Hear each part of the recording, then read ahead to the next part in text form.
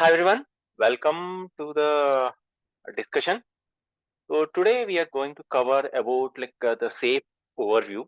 Overview in the sense not the typical selling structure or what the typical overview of safe which we generally go through on the slides or the content. I'm not going to use any of the slides, any of the content. We are directly going to use the pointers, and I want this to be like a discussion, not like a one-way communication. The way how we had conversation till now. Let's continue the same, and we will get it started. Right. So while many of you are new to SAFe, let's get started with that. When the teams or when the organization is already making use of Scrum or Kanban at the team level, what could be the one or two reasons why we might have to propose from our side the organization to start thinking about safe, or what could be the reason the organization they themselves is asking us as a scrum master or a coach to help them implement safe as a scaling framework? It's an open question. Everyone over want to share the point, feel free to.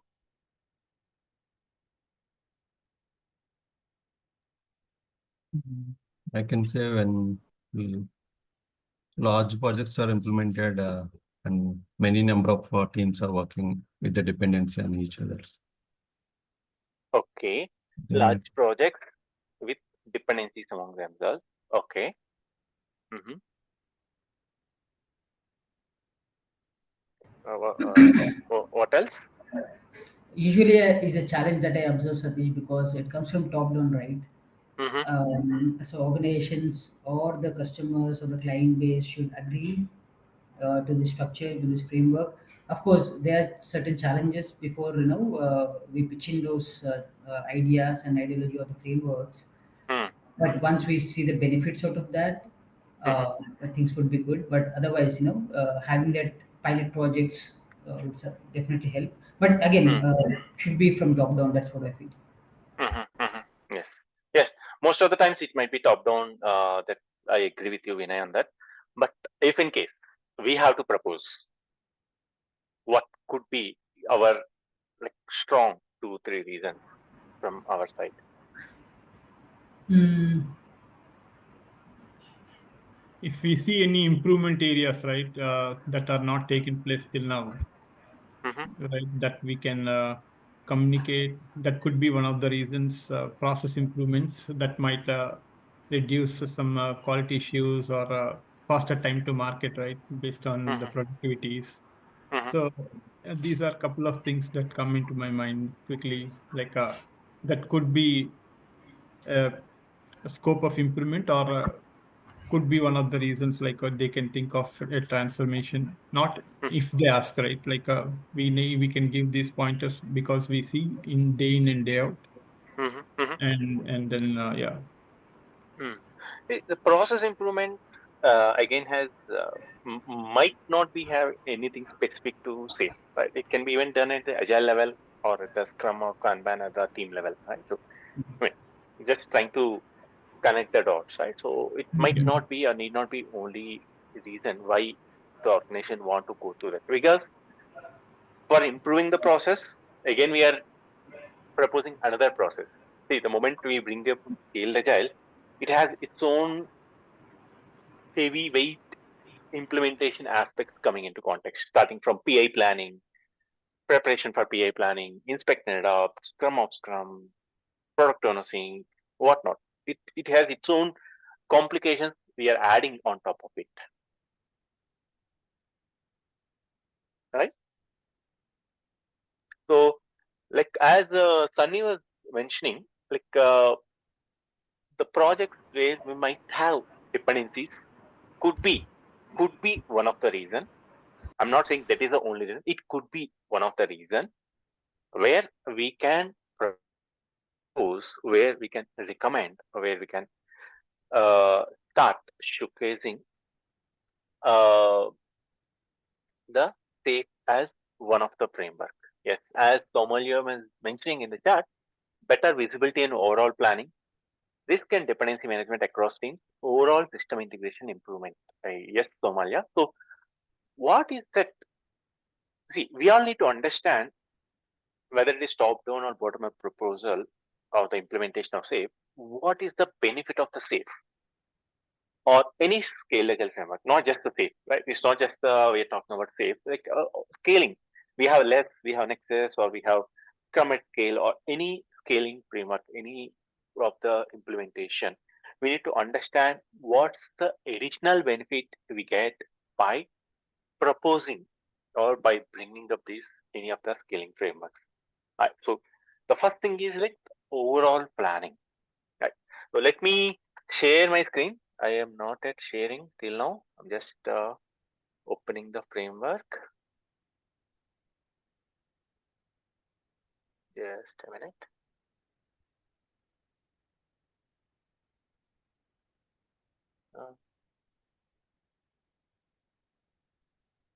The screen share.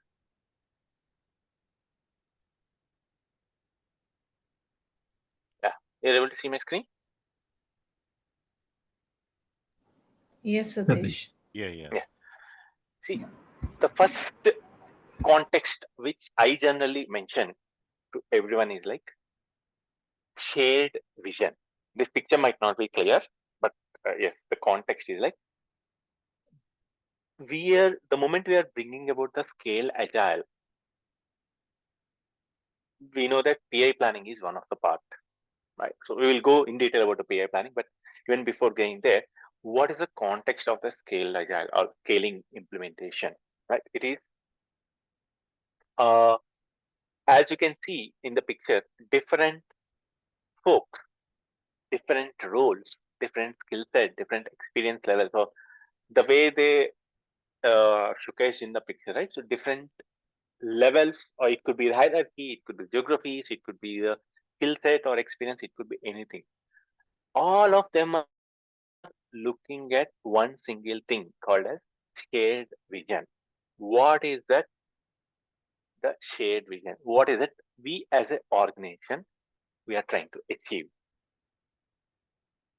What is that? We as a program, we as a module, we need to, we are focusing on or we are targeting to achieve. That is the main important benefit or value add I can think about from proposing or from implementing of SAFe. Reason what's happening in many cases is this. There could be multiple teams already implementing the SAFe, already following the agile. So they are just focused on only their own scope, their own team level backlog, their own priorities, their own scope of work. They are not getting the clear context of what's the overall solution. What is the end result we are targeting to achieve? What is the who is our target customer? Who is our end user? What is the benefit? What is the value add? What is the outcome we are trying to achieve by implementing this solution? We are not conveying, communicating, or setting that context to the teams who is doing the actual implementation. We might get a doubt. I'm a Scrum Master, I'm a product owner, I'm a program manager, I'm a project manager, I'm an agile coach. I know. Why do the team need to be aware of? Only when the teams have a clarity that this is what we are targeting to achieve, that's when they can propose, that's when they can recommend or suggest any gaps or any delta or any missing pointers within the implementation perspective. And that is one of the reasons why when compared to other frameworks, the scale agile framework is sort of a little bit popular or famous, because the similar PI planning concept is there in other frameworks also. Like I guess less or Nexus, they have big room planning. So what's the difference between PI planning and big room planning? Big room planning is also the same. They will plan for the next quarter or next 6 sprints what is it they would like to achieve. only the stakeholders of the teams are involved, which means only the scrum masters, the product owners, the engineering leaders, and the architects or program managers, only they are involved, not the teams. Right? Here in the scale agile, they are proposing, they are recommending as a best practice to involve even the teams in each and every aspect, not just the planning, as Vinay was telling about, like the inspect and adapt, the closure of the PI, the retrospection, the improvement aspect of so the teams, everyone is involved. Ideally recommended to involve from the end-to-end planning to implementation perspective. And we are talking about what you say, the still as essential configuration where we are talking about like multiple teams coming together, working together as a one single solution implementation. Right? Are you good till now? Any questions?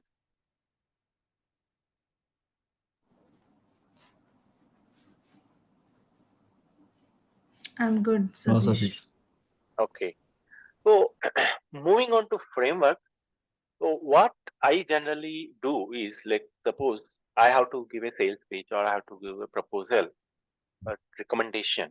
I will open the framework, not the slides or PPT or anything. Instead, I will open the framework and I will start explaining or giving the walkthrough of the framework.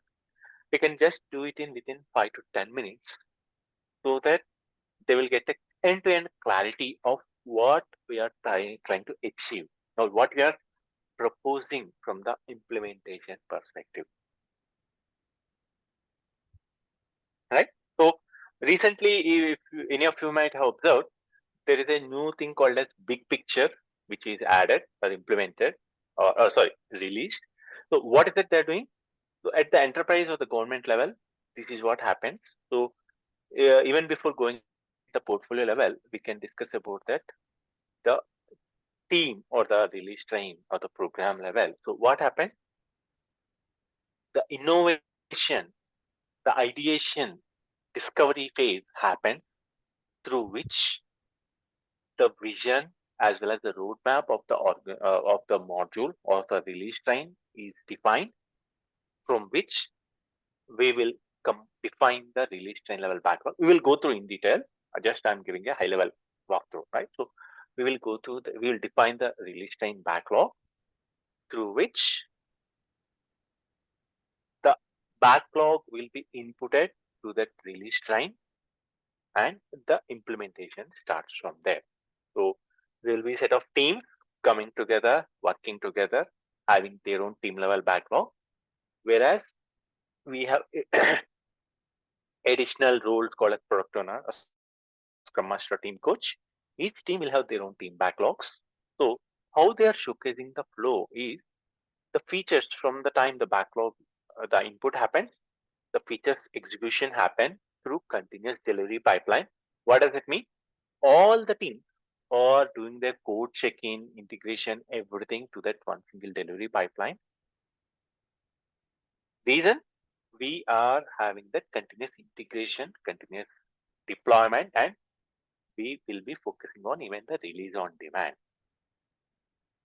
So as the features and the stories go through this, we will be going through it. And the main important aspect is the feedback.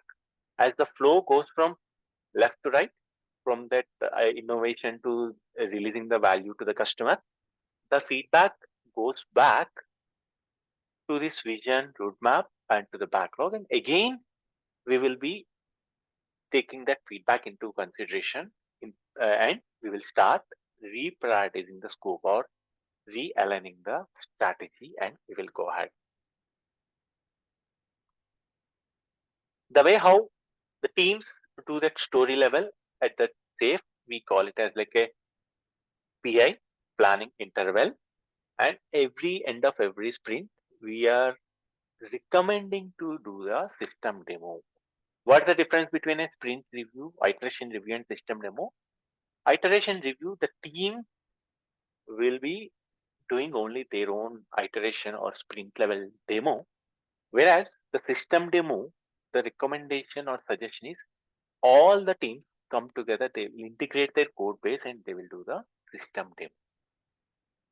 Because of which, if required, we can release that code, completed piece of code to the production, to the end users, to the customers at any point of time.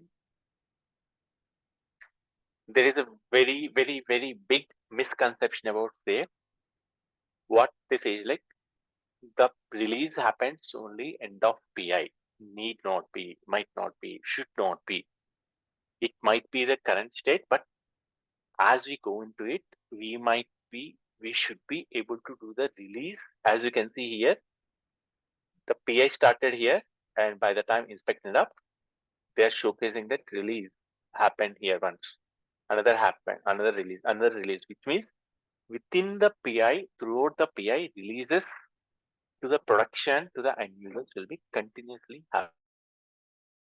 happening. And the customer should be able to generate or realize the value, whatever we are delivering, and they should be able to give the feedback through which again the cycle continues.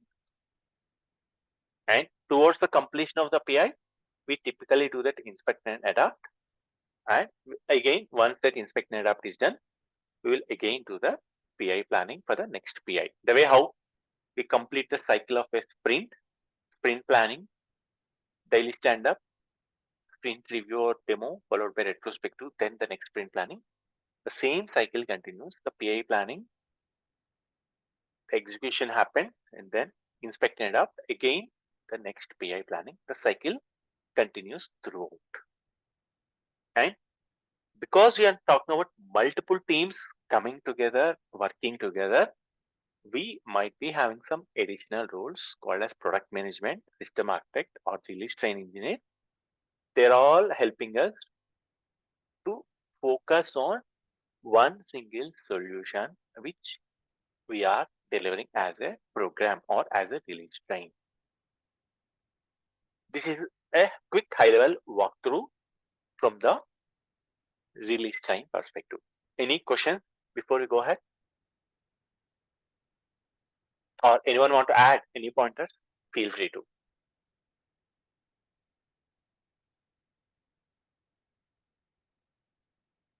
So Satish, so far we are talking about the team level of flow, right? Yes, Vinay. Yeah. So I mean, once it goes to the last solutions or the portfolio level, uh, the flow would be different. Like talking about the value streams. yes, that will be at the next portfolio level. Mhm. Hmm, hmm. And Rami Reddy has the question: can I suggest safe where one product has 9 apps? We will come to that question, Rami Reddy. Okay. Yeah, thank you, thank you. Yeah. Are you good till now? Yeah, I'm good. Okay. Actually, see, what I mean to mention that one is like what I'm working on the debit card services right now. Mm-hmm, We have a couple of the teams working on different issues like what settlement side or plastic card issue side, some kind of like what different teams. mm-hmm, So previously, I suggested that Scrum ban. mm-hmm, But now I just supposed to say that because of the reorg, so I want to suggest that one safe. But the leadership is asking about that one, what kind of benefits we are looking for. So I think so that one, this is the this class is, I mean, your class is the one like what which I was looking for. So really thankful to you for that particular discussions. So sure. my point is cleared in the first 5 minutes itself. Like what when you showcase the shared vision and this kind of like what the elephant, now I got Mm. the clarity on that one. Thanks for that one, Satish. Really. Definitely, definitely. So Yeah. that's where like we first Mm, we need to understand what's mm, the mm. benefit rather Yeah. than just going through that. The scale agile they have like overview of safe PPT or the slide. Though It I is all have the the theory or the text, right? yes, So yes, yeah. instead, first we need to understand Mm, mm, why we are proposing whatever we are proposing, mm, mm, right? So mm. that's the main intention of having this conversation. This was the like long back since long back I'm suffering with the same problem like what kind of benefits and how come we can like what leverage the safe importance or advantages Mhm. showcase to the leadership in what way. Yeah, So yeah, when I see the elephant picture, now my vision is clear. So, Sure, sure. so really thankful to that once again. Thank you. Definitely, definitely. Right. So as we go further into that portfolio level, you might get some more clarity, and you might be able to visualize, or you might be able to figure out what Mhm. else you can add on top of that shared vision also. Sure, sure, Right. sure. So as you are telling about like multiple teams working on Mhm. that debit card as a product, right? So Mhm. we will take one of the example and we will discuss on that part also. Definitely, definitely. Thank you. Okay. Sure. So then before moving into the portfolio, I would like to just move into this essential, because this is the most commonly used what do you say, like the implementation. So any of the safe implementation. So here we have the safe implementation roadmap. Let me click on that. I don't think it is accessible everything. Oh, lucky, good. Thank God we are we are safe. We can go ahead and use that. Just a minute. I'm using. Okay. Yes. So see, today whatever I'm using, it is the open source framework. What which any of you, irrespective of whether you are certified or not, you can still able to access. I'm using all open source material or the information. I'm not using any of the copyrighted training material or content which you need to access, or which you need to do a certification. So even if in case you want to propose or you want to showcase to your teams or to your leaders, you can still go ahead and make use of this information, right? So yeah, before going into the implementation roadmap, let me again give a walkthrough of how we typically convey what happens end to end at the implementation perspective from the one release time perspective. Right. The way how we have agile teams, the same way the teams will continue working in the safe perspective also, along with the product owners, the scrum master and team coach. And as I mentioned, we have some additional roles. We will discuss about the details of that roles in a few minutes. So these all these additional roles help the all the teams come together, work together, and get that shared vision or the common vision, common goal, or the roadmap. What is that they would like to achieve? What is it they would like to implement? What is it they were targeting to deliver value to the customer, the end user perspective? The reason we are talking about that customer centricity. So the implementation starts with customer centricity, understanding what your end users need. For us, as a scrum masters, as a coaches, understanding what our organization, what our leadership, what our teams need, that is our customer centricity. We need to understand their perspective, their problems, their pain points. That's when we will be able to help them in an effective way. So for that, understanding that end user perspective, there are multiple design thinking techniques or approaches which help the product managers or the business owners, the stakeholders, to start defining. Let me try to open that design thinking if we can get that. No, it's not. Right? Okay. I can give the overview. So what the thing happens is, in the design thinking, first step is like understand what your customers pain points, problems or challenges is. Then start defining what is it we have to implement. That's where the first, we call it as a double diamond technique. The first diamond comes into it. Then the second diamond is where the implementation part comes into context, right? So majority of the cases we might be doing, or we might be focused or aware of only the implementation part. As a scrum master or as a RT or as a program manager or as a coach, we might be involved or we might be informed only about that the backlog once it is defined. So you might not be aware of what happened before in the discovery phase, or we might not be even aware on what basis this set of features or this set of stories or the backlog or the release scope is defined. That's what happens in the first domain of the design thinking. We typically use the personas, uh, empathy maps in understanding the discovery phase. The Gemba walk is where we start with. In the defining stage, the implementation stage is where we do the customer journey map, user story maps, and all the different techniques. Right? Once that is done, we will be in the sense not just as a coaches or scrum masters or RTs, the release line stakeholders, the product management, architect, the business owners, with the help of RTE, they will define the backlog and they will prioritize the backlog using weighted shortest job first as prioritization technique. Typically at the team level, we use Moscow or Kano or any other high, medium, low priority or something. Right? So sometimes if we ask our product owners, hey, on what basis you define scope as a priority, they might say, yes, this is what I defined as a priority. I'm the product owner. I own the backlog. I define the priorities. They may not even give the reason or the logic behind the prioritization. But for Scale Agile, they are proposing or recommending to use it weighted shortest job first as a prioritization technique. And the backlog comes into context. Once it is done, that's where the actual implementation starts. So the implementation goes through continuous delivery pipeline. What happens? The exploration.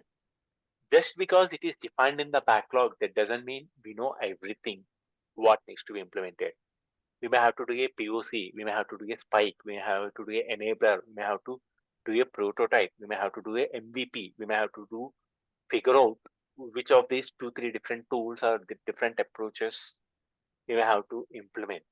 That's where the continuous exploration comes into context. So some of you might be even heard or aware about build versus buy as a technique. What does it mean? Payment gateway, credit card payment gateway, for example, whether we build the payment gateway everything on our own versus whether we buy the existing third-party APIs and consume that. So even that discussions also might happen in the continuous exploration part. Why? It involves the time, the effort, the budget, multiple things coming into context. Right? If I have to build everything on our own, it might take 1 year of time. It may cost $50,000 and the effort required to implement it. Whereas if we have to buy, we have ready-made solution available from the Visa, MasterCard or Amex payment gateways. On the spot, immediately we can buy, we can start making use of it. We just have to do the integration part, but it might cost $1 lakh.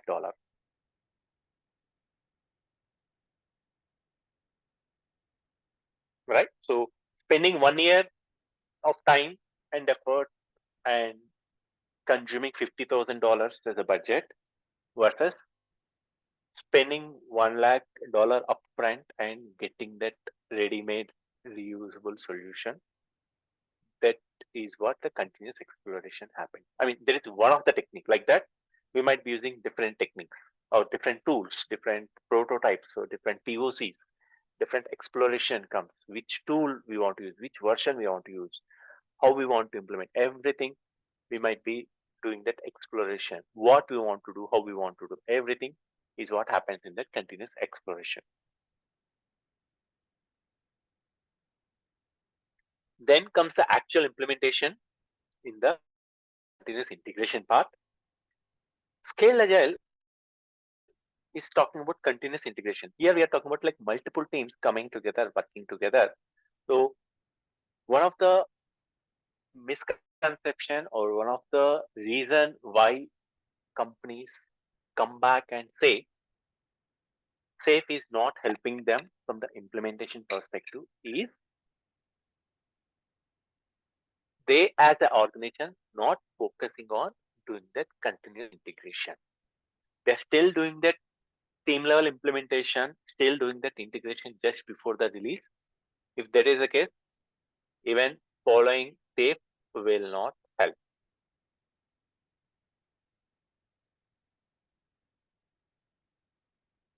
Right? So that continuous integration, that's where the delivery pipeline, the integration pipeline is need to be proposed, need to be implemented. It might not happen initially from day one or from sprint one or from PO1, but that should be one of the focus item. That should be one of the aspect which we need to remind, which we need to keep on bringing up to the discussion, conversation to get that implementation of that continuous integration pipeline.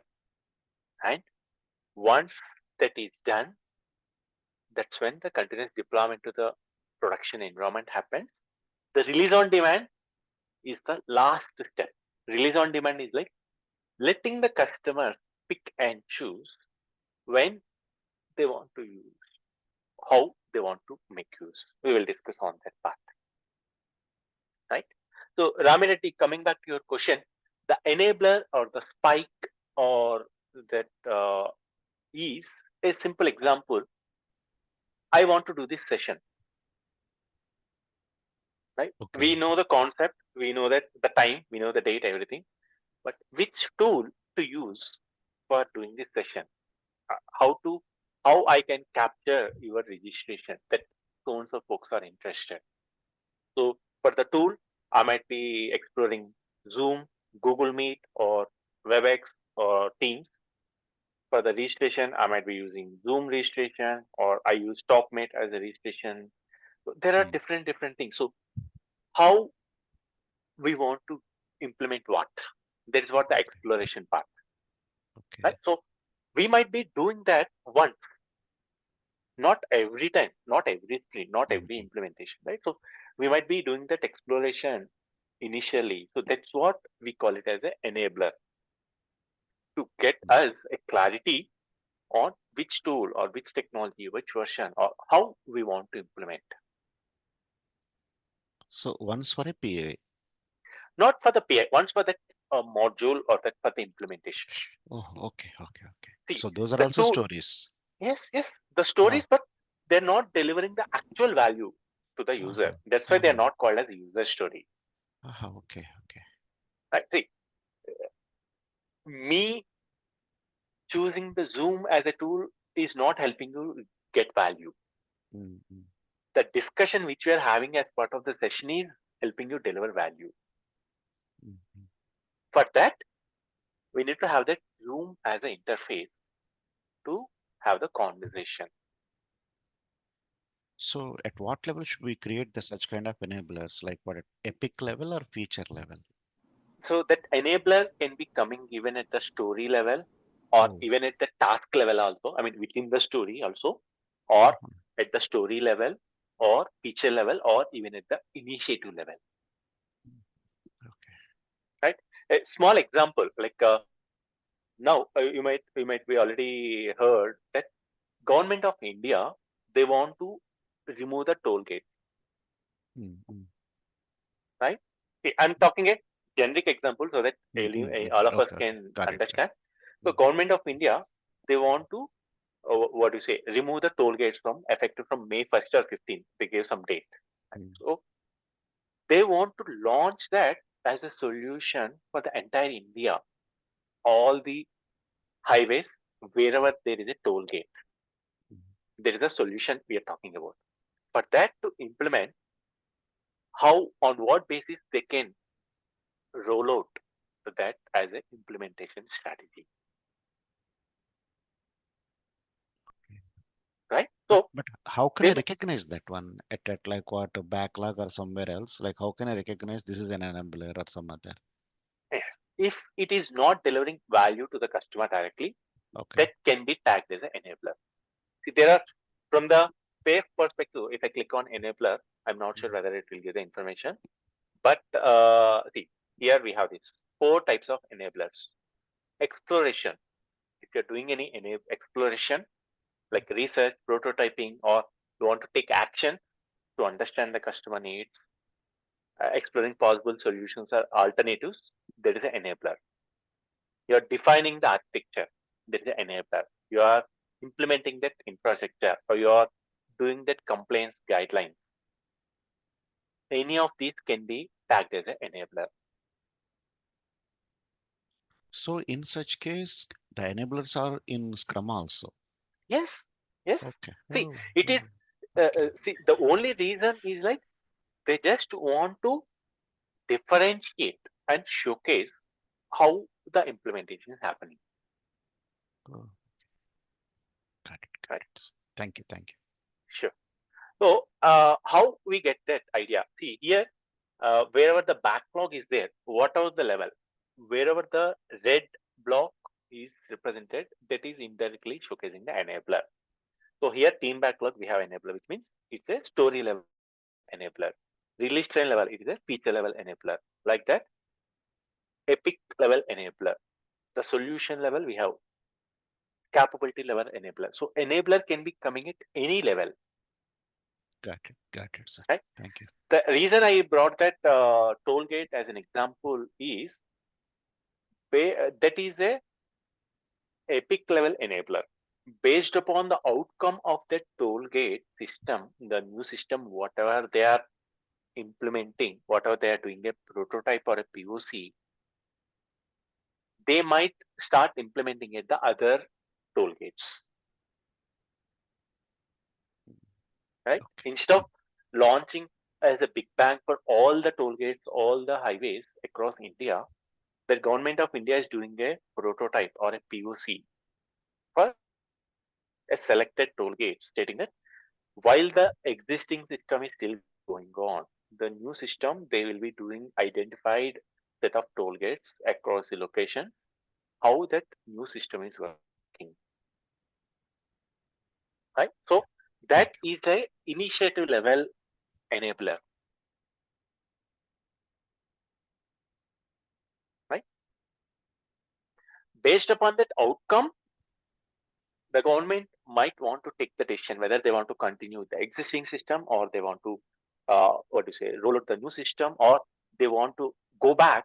They will be taking the feedback, as I mentioned, right? They'll be taking the feedback from the new system, new toll gate mechanism, and they will revise, they will restructure, they will realign, and again they might be doing some changes, some tweaks, some adjustments, and then they will release. Maybe they might extend the timeline, or they might start rolling out on a phase wise for across the toll gates. Okay.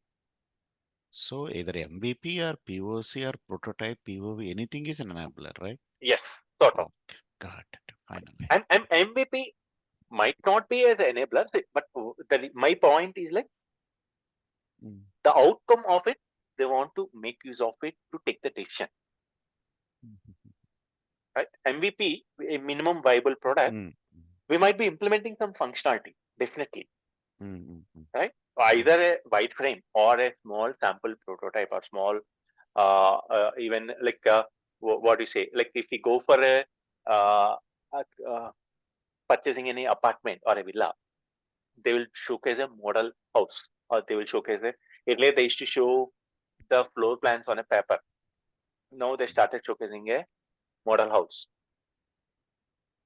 True. Now some of the construction companies, they're using the 3D glasses and showcasing this is where your puja room will come, this is where your kitchen will come, like that. So even for that enabler or MVP or prototype also, we need some working piece of code, some software, some set of things, without which we can't just simply talk on the air, right? Understood. But the output of it, the feedback of it, will be considered for the next continuation. Either we continue it, or we want to stop it, or we want to revise or rephrase or readjust the scope, the priority, or the vision as such. Yeah. Thanks for detailed explanation, Satish. Sure.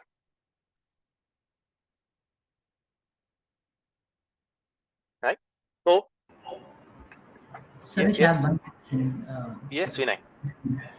In the Diamond One design thinking, who are the participants? Are they from the product management and the business sponsors? Which one, Vinay? In the, in the design thinking, In the design thinking, Diamond One. Okay. um, So the Diamond One, the design thinking. Let we clicked on it. Looks like it is not there, right? Okay. So the design thinking, what happened? The product management, the architect, the business owners might be involved in that. Or hmm, uh, in my previous engagement, there is a set of team called as customer insight team. okay. What that team is focused upon? What is the responses from the customer? What is the feedback coming from customer? What is the pointers of the customer? What is the pain points of the customer? So that whole team is dedicated to capture the feedback, information, pointers, or escalations or issues or anything coming from the customer. Hmm, Not the seven or the issues. No, not the production issues or anything. The hmm, general feedback, general input, general suggestions, or any uh, sometimes even at the top mate, they have one feature functionality called as suggest suggestion idea. Let me go to top mate. So here, if we have the request a feature feedback, hmm, right? So there, if we give, if I as a user, if I give that request feature, that is the set of input the customer insights team will be capturing, hmm, right? Or they will be even capturing the analytics. They will be even capturing any generic feedback which typically as the end users will be giving. So that is the customer insights team is focused upon. Once that information is gathered, let's suppose we are talking about Google as a company, right? Google hmm. has millions of users across the world for any product we take or any solution we take. So it is really tough for capturing that information as a feedback versus segregating, consolidating, and grouping them into one single information or one single input, right? So that is where the customer insight team will be focused on consolidating that information and will be passing on that input to this business product folks, stating that this is the set of feedback, this is a set of requests, this is a set of the challenges our customers are facing, our customers are going through for our current product, for our current implementation, Got right? it. They are the team, they might be even doing the competitor analysis also, Hmm, like Amazon versus Flipkart, Uber versus Ola, Swiggy versus Zomato. So the customer insights team might be the one who might be doing the competitive analysis also. So sometimes we see the moment Amazon announces that their Amazon Prime Day sale, Flipkart immediately announces their sale. So this is where this customer insights team or that team who is focused on the outside perspective, their focus is what's happening in the market, what's happening in the current trend, what's happening in the current implementation, what's the trend, what's the market trend. Let's suppose we see sometimes something, especially the Zomato. Let me try to bring up that. Yes. Okay. The moment India won a match against Australia, immediately Zomato started giving the coupons. Hey, use the code PAN or GIL or Pujara, you will get some discount. So they are the teams who are focused on what's happening outside. What could be the way we can understand or we can make our customers use our product, use our solution. So their focus is on understanding their perspective, the customer end user perspective, right? Once that is done, that input will be given to the product management team or the business team. That's where, let's suppose we got 1 million feedback. How simple or how easy it is to consolidate that feedback or go through that feedback. Thanks to the AI tools, now even I started making use of that AI tool, stating that, hey, this is the feedback I got for my product or for my solution. By taking that as a base, help me define what should be the my features, right? Let me try to bring up that ChatGPT. Just a minute.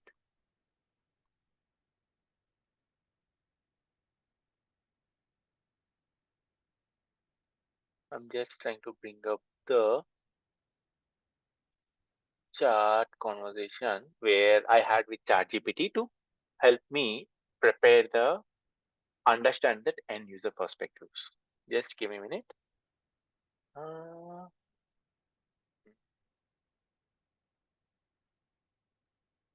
So you got that question answered, Vinay? Yes, Satish. Thank you. Yeah, yeah. So that's the reason I was mentioning that we might not be even aware, we might not be even involved in those discussions, or we might not be even uh, get to know what's happening in the that first dimension of the design thinking, right? So I'm assuming you are able to see the chat GPT screen. Yes. Yes. So I'm assuming I will show two different variations on that. Let's suppose I'm the product manager, so I want to define the vision, strategy, roadmap for the next 5 years. I know that I want to improve the net promoter score by 50%, sorry, 50 to 60%, and I want to expand into rural market by 15%. It is a banking product. So now I generally give a generic statement as a prompt to ChatGPT. It helped me even define the vision, strategy, roadmap, everything, rural market expansion, what initiatives I, as a product manager, need to start focusing on to improve my objective, the expand rural base customer base by 15%. And what's the innovation I have to do, how and everything, even including that 5 year roadmap. So that is by giving that generic statement. Now, instead of that, what I did, I gave that. Um, just a minute. I'm trying to download this. I don't know why it is not coming up, but I will try to see.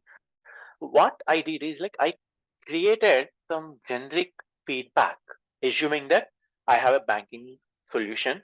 I already have a banking app, and I captured the customer feedback because I don't have a physical product. I just created some. I took help from some of the groups, and I asked them to provide some feedback.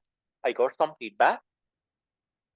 I passed that as an input to the chat GPT as a tool. I asked them, take this as a base and now help define the vision strategy for the rural market launch and the expansion perspective. So the two different variations. One is like just as a banking product, I want to expand into rural market. Yes, that is what any organization might be doing it. Now the other variation is like I have captured what is the pain points, what are the challenges, what is the end user expectation from the rural market. I passed that as an input to the chat GPT as a tool, which helped me create the personas required from the rural market perspective.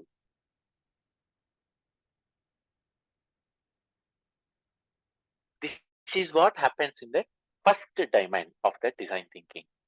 First is discovering what is that is required, then defining, coming up with these personas, that empathy map, which helps us come up with our target customers whom we want to address, whom we want to implement the solution, whatever we are implementing.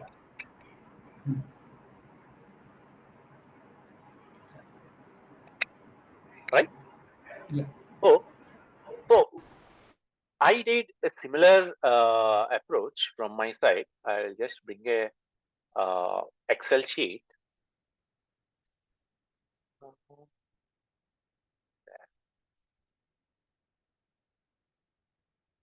So I prepared one Excel sheet for my own reference. So what is that? Is I started creating this. I created even without using the ChatGPT, right? So I created my own vision. This is what I want to have as a bank. Simple, hassle-free experience for secure banking transaction. The customer segment, the strategy statement for the banking customers who would like to perform regular day-to-day banking transactions. The QBank web application is one-stop solution that provides all required service in a single place to help minimize customers visit the branch for this task. There is a strategy which I define as a product manager. For that, this is my target customer. For that, I created my own personas. One as a persona, as a typical consumer. The second persona I started creating for a small business owner because my target customer is peer to peer, peer to business also, and business to business also. So there is my customer segment. So I started creating my own end user persona, which means this is my target customer. I can't refer every time that 1 million customer feedback which I captured from that customer insights team. Instead, by taking those pointers as an input, I defined my own fictional character called as Kranti as a consumer. So how is it going to help? When we go to the second dimension of the implementation, at the feature level, at the user story level, if we start bringing up as consumer, as small business owner, instead of that, if we start bringing as Kranti, even the team, including the team, they will be aware what is that Kranti's expectation as a consumer.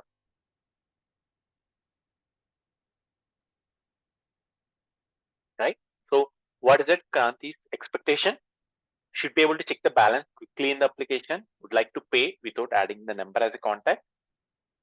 Out of all the communication channels, text is a preferred communication channel, and you want to minimize usage of cash. So by taking this as a base, now you as a product manager define what should be your features, what should be your user stories, what should be your scope for version 1 or release 1.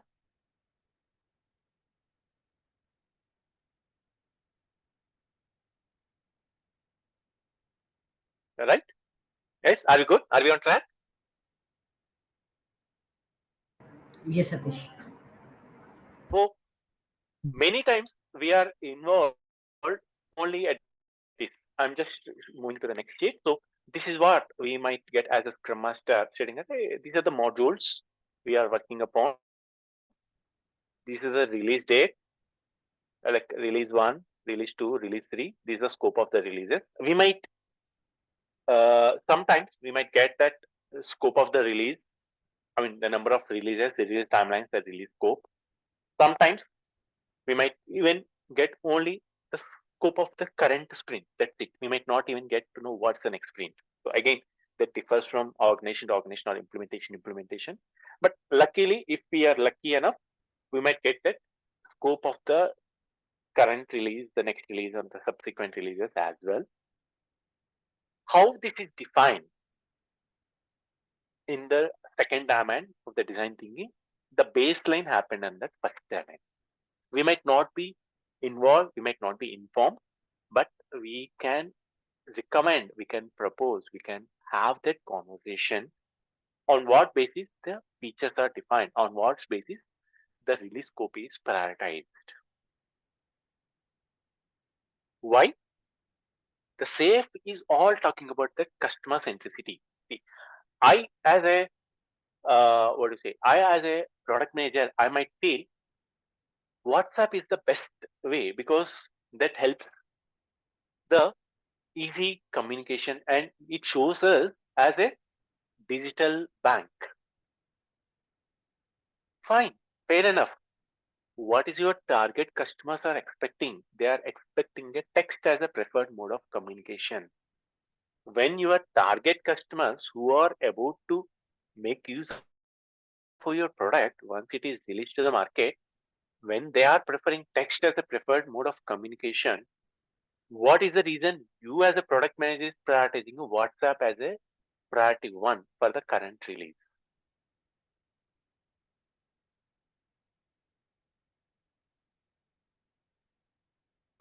I as a team member, even I can raise that question or a clarification to the product folks.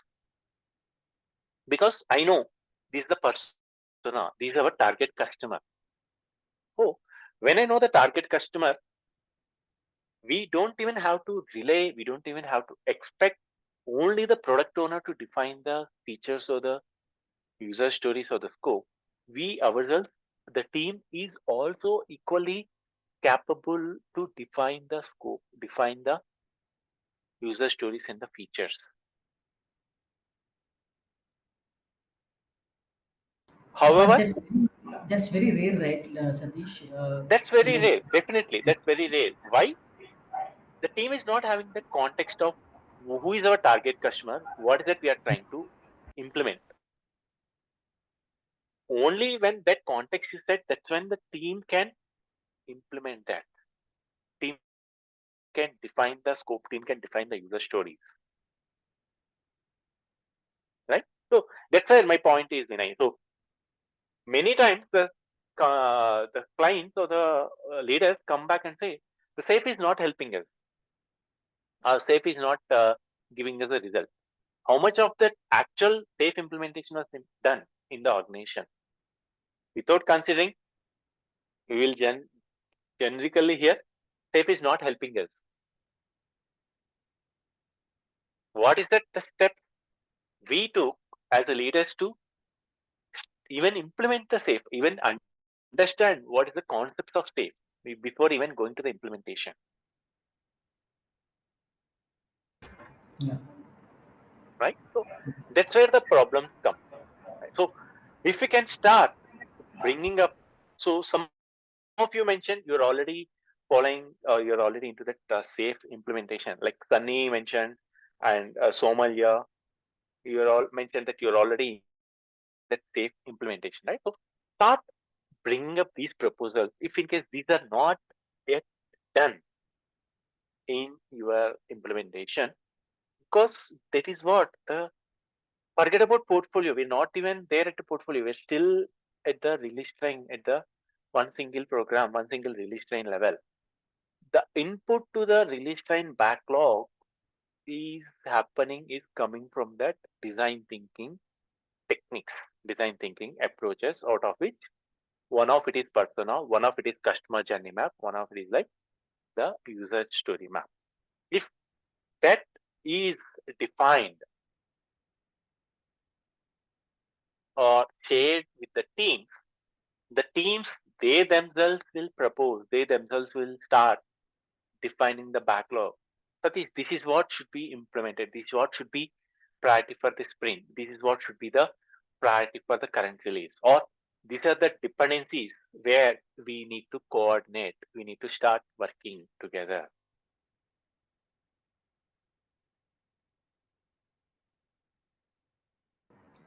Right? Thanks. Yeah. Yeah. So going on. Satish, one question. Actually, Yeah. beside that one, there is a lean UX. It does mean that like avoiding the wastage or what? Lean UX, yes, obviously the see, if we look at the base, lean agile mindset.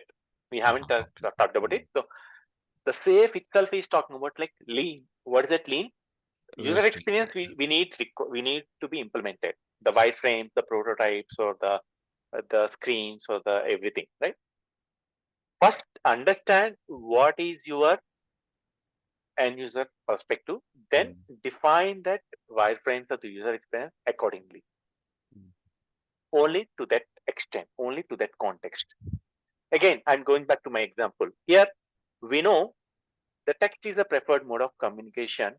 Based upon that, I define add a phone number, update a phone number, and the PDF of the transaction history. So for that release one, the user experience should focus on this scope, this functionality. What is it required? How the Excel of the transaction history should look like, or how we do that fingerprint authentication or thumbprint authentication from the release one perspective.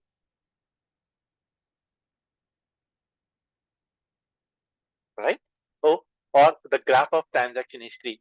We don't need that at this point of time. We need it at the later point of time. So, prioritize even your user experience. Focus on what is the current scope. Bring everyone together, including that user experience team, the wireframe team or the architecture team. Everyone coming together, help them understand what is the common vision. Make everyone coming together, working together, and get that work done. Got it. Right? So the wastage is like, what if by the time we complete this release one and release two, by the time we go to release three, we might realize we don't even have to implement image or graph version of transaction history. We might have got the feedback based upon release one and two from the customers. We don't need, or we don't prefer, we are not planning to make use of that image of the transaction history or a graph of transaction history. Then why we even have to implement it?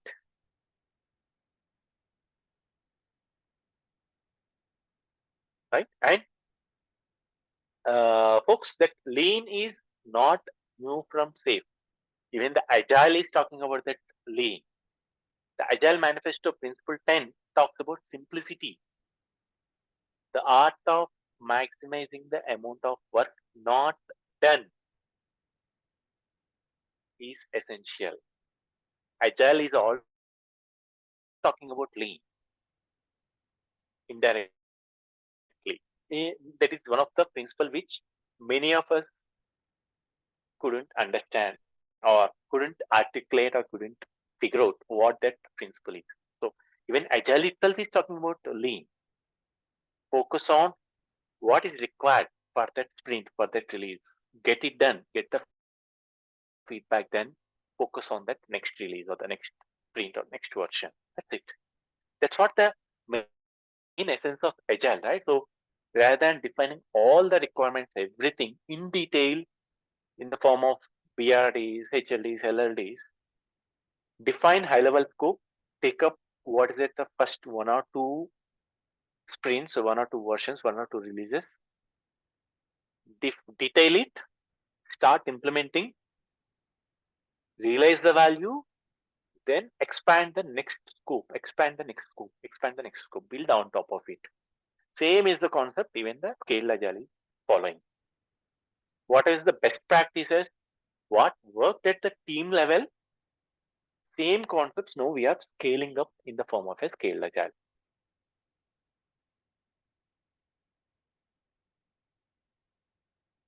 Are you good? Yep, yep. See, Yeah. Right. so the roadmap, the product roadmap, I'm the product manager, for example. So I might be giving, hey, these are the release timelines. So these are the quarters, these are the release timelines. And this is what goes on each and every release. So, okay, looks like I did a copy paste.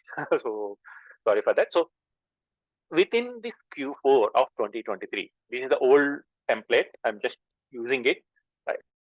So within this Q4 or within this PI of these 6 sprints, we are targeting 3 releases, which means I am telling that we are not waiting until end of PI, end of 6 sprints to do a release. We are doing 3 releases. Within each release, for the first release, this is the scope. The second release, this is the scope. Third release, this is the scope. So I, as a product manager, are setting the context. This is what we are targeting to achieve. If not the persona, at least I am setting this as a vision as part of that PI planning to the team, stating that, hey, maybe for whatever reason, we might have not implemented persona, that is still fine. But as a product manager, I might be setting the context during the PI planning team. As part of this PI, in the next 6 sprints, 6 iterations, we are planning to do 3 monthly releases. End of every month, month 1, this is a scope. Month 2, this is a scope. Month 3, this is a scope. Now, even the user experience team is involved in that PI planning, not just the agile team. Right? So when we say the PI planning, that includes the architect, the user experience, and the tools team. So everyone who it is required, they will be involved, they will be invited, they will be participating in that PI planning. So even the user experience team will be aware of what is that the scope they need to come up with the wireframes or the prototypes. The same with the architect, same with the tools team or anyone from that implementation perspective.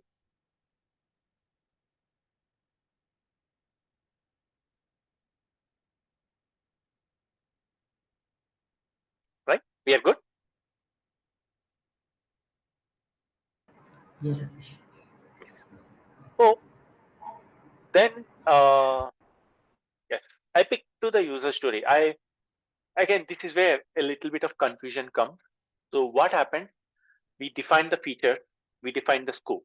So scope and features might not be exactly matching. So that is where again we might be defining the features or the way we implement it. Why? I'm going back to that release mapping.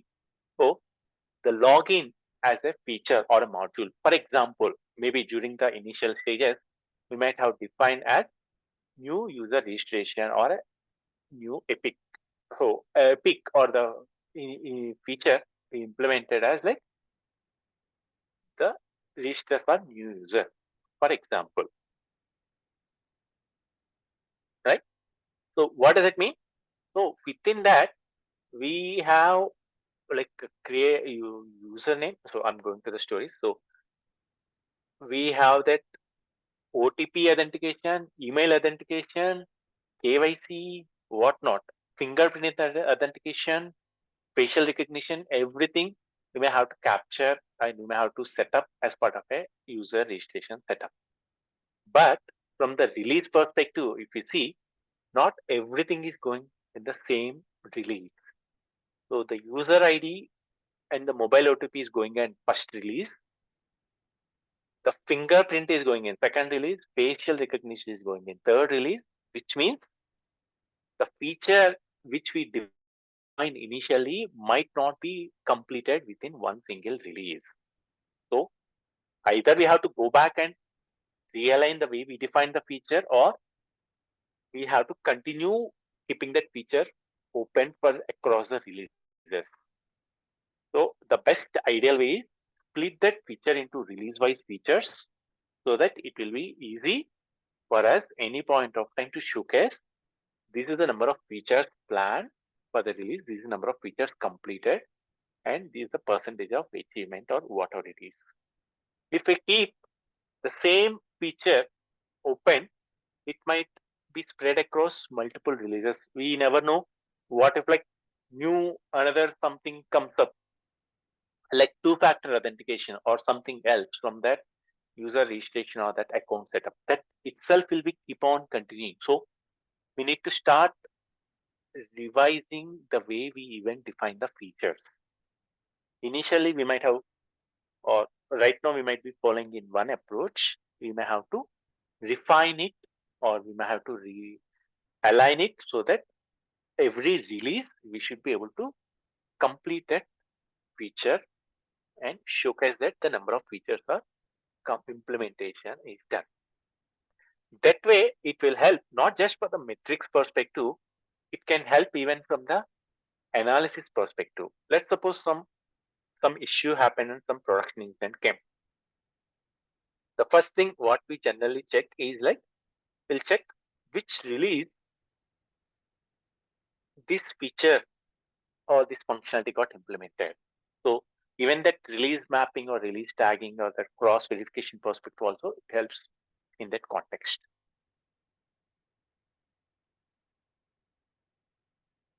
Okay.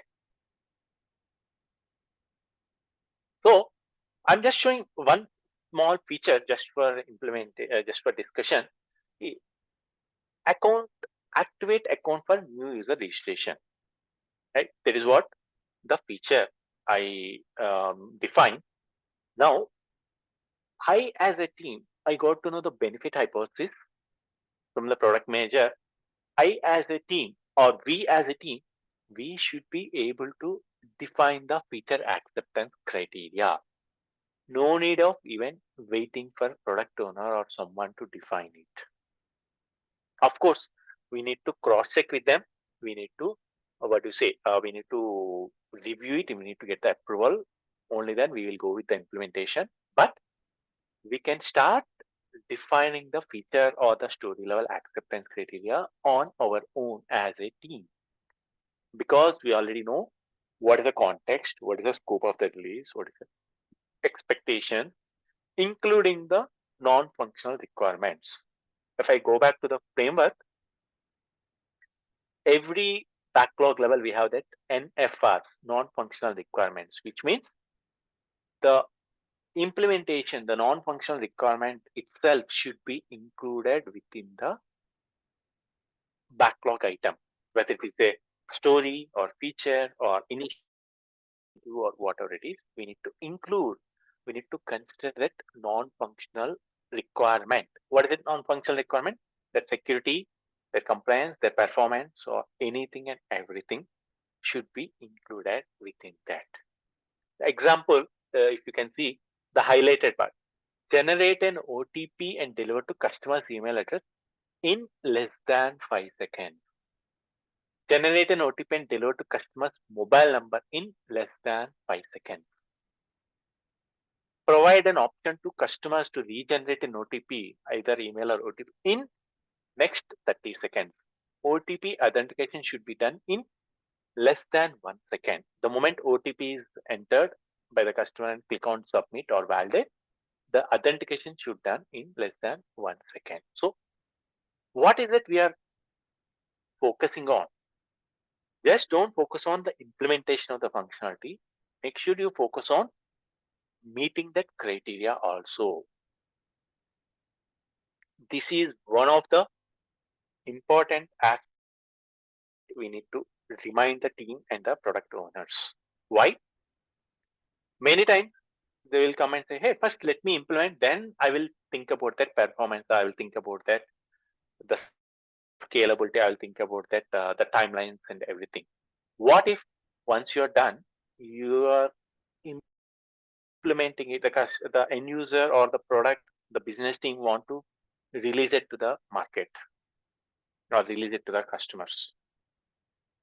That time, can we say that we implemented OTP generation, but the generation is taking 10 minutes of time.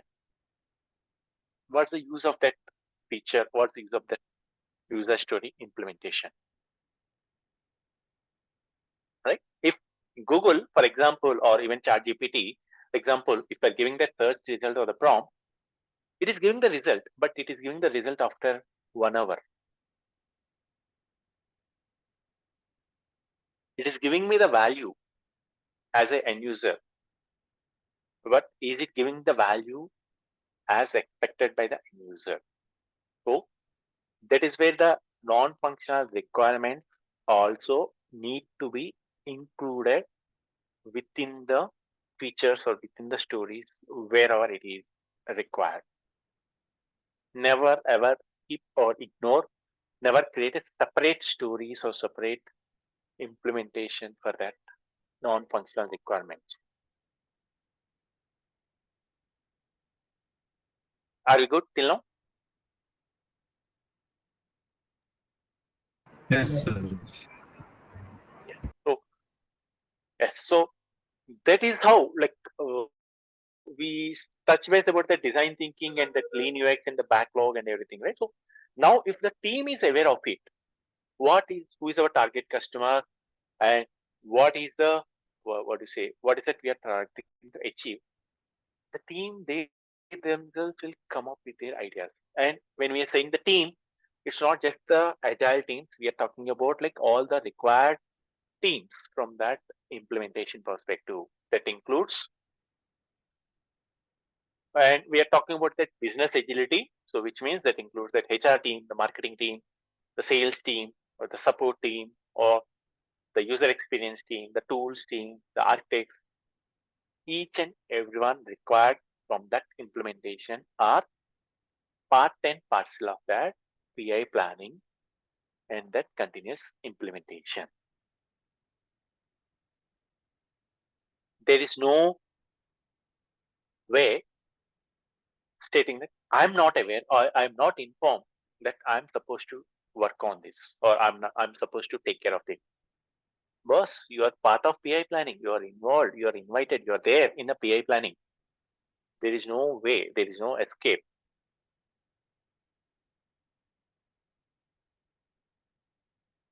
Right? So we are bringing everyone together, making them sit and discuss.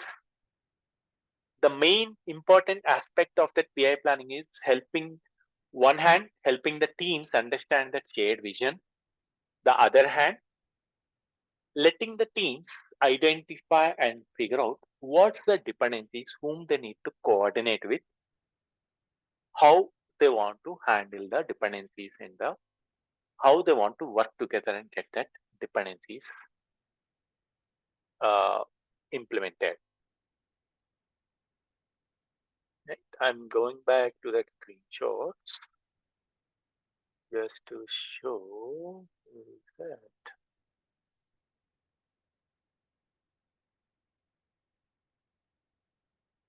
Just a minute. This is how in-person PI planning used to happen before COVID. Everyone, all required stakeholders are invited or involved, including the teams. Including the teams. When you say including teams, along with the user experience, along with the architects, along with the tools team, even if required the HR team or the finance team, everyone is involved, everyone is required to be participating in the PI planning. You might get it out, why HR or why finance? Remember I mentioned like build versus buy. So if in case we have to discuss about that additional budget, we may have to get the inputs of from that finance. The entire team might not be there. Only one of the representative or who can give their pointers might be there. Then you might get it out why HR team. So they might be the one who might be based upon number of features or number of scope. They might have to focus on that, the onboarding or bringing up that new skill set or the new teams, or we may have to even look out for any third party vendors who can help us with that implementation, right? So the representatives might be there. So let me show one small picture again from Zomato. I'm not encouraging or supporting Zomato. I'm just using that for the discussion purpose, right? So I guess this happened in the 2021. Zomato, in the month of July, it is their anniversary when they launched Zomato as an app. So instead of giving a, what do you say, the typical ad or publicity, they came up with this screenshot of their WhatsApp conversation. I don't know, as an outsider, I don't know whether this is the actual way the conversation happened, but I'm just showcasing the way they used that the conversation. The CEO initiated that conversation. Hey, it's Zomato's birthday month. How are we celebrating? He started sharing that vision. Hey, it is our birthday month. So what is that we are giving to our customers? The marketing team started the growth team, the finance team, the HR team, and the tech team, everyone involved in the discussion, and final, they took a decision that let's run with 60% off for entire July. So it's not the idea of EVO that they want to give the 60% of the entire July. He took everyone's input and just from the conversation, 5:10 in the evening is when this conversation started. 5:25 is when the decision is finalized,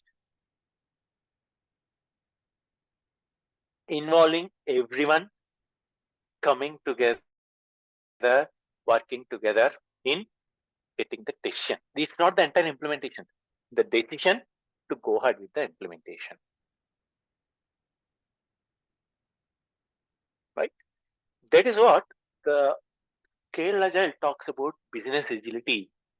Just don't focus on team level agility. Bring up everyone required from that organization perspective to be in line, to be aligned with the way the organization is focusing on. And everyone is informed, everyone is involved, everyone is aware of what is the vision, strategy, roadmap, what is their contribution, how or when they need to coordinate with.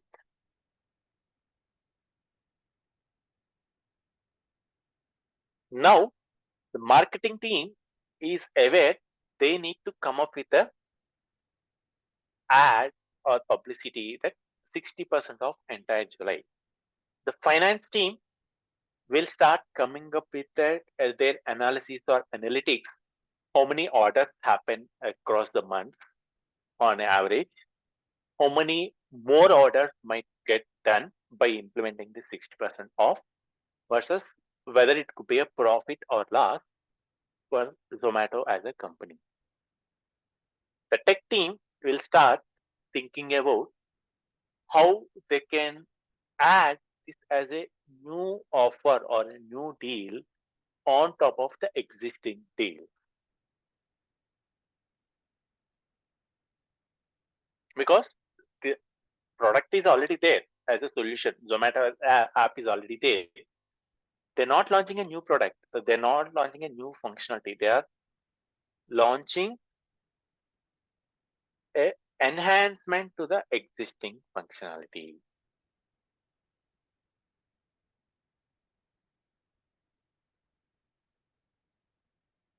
Right? I'm using another picture of Zomato again. What is it your first thought the moment you come see this picture is coming?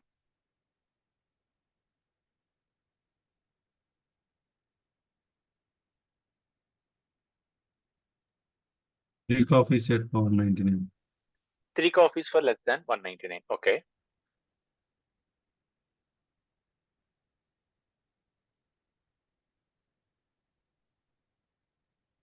What else?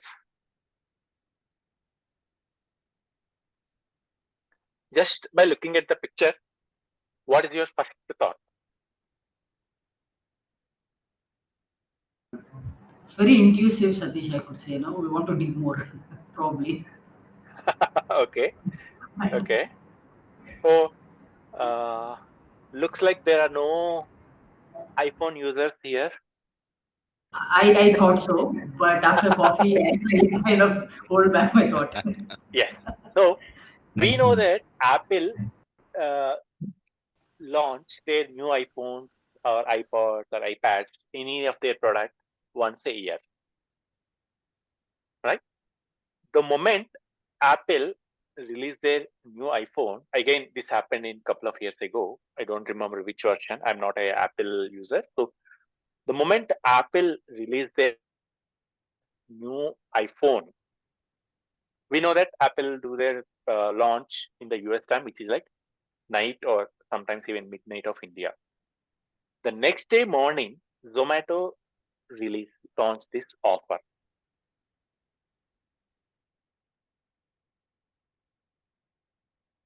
What does that mean? it's not just the finance team or the tech team who needs to come together in the previous example, the way I mentioned. Here, we even need to involve the compliance team.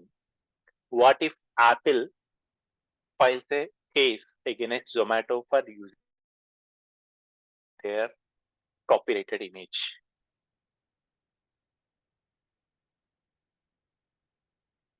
Right? So, we are talking about enterprise agility. We are talking about like business agility. It's not just about the team implementation. Teams will definitely do the implementation.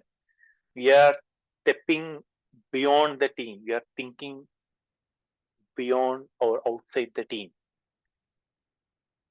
Everything happened within that 6 to 8 hours of time frame from the time Apple released their iPhone in US till the time Zomato released their ad in this format the next day morning. That decision making, that implementation, everything done within that 6 to 8 hours of time frame. Again, I'm repeating myself. I'm not promoting Zomato, or I'm not even saying Zomato implemented safe. No, no, no. I'm not even aware what approach they are following. I'm just using that as a discussion point, right? So that is what the scale agile, that is what the business agency, the scale agile is talking about. Not just the no, Ramiredi, you some more pointers. It's not just the agile team. We need to start thinking beyond the teams also from that end-to-end implementation perspective.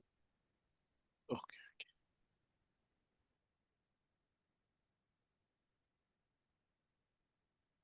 Right? Are you good? Yeah, perfect.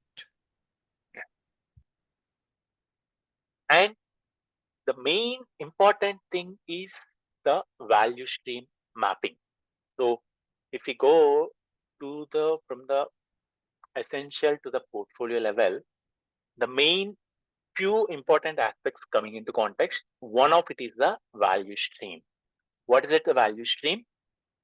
Simple definition, define the steps from the time you receive a customer requirement till the time you release that implementation to the customer. Start defining the steps that will make your value stream. Let's see if we can get that pictures or reference from the scale agile. No, no. Okay, okay. Let me see if I have any. Again, let me bring up one small Excel.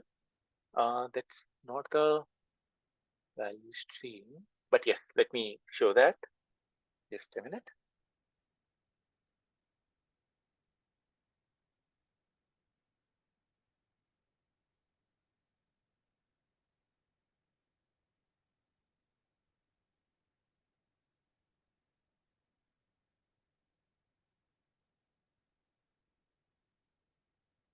Yes, you're able to see this Excel.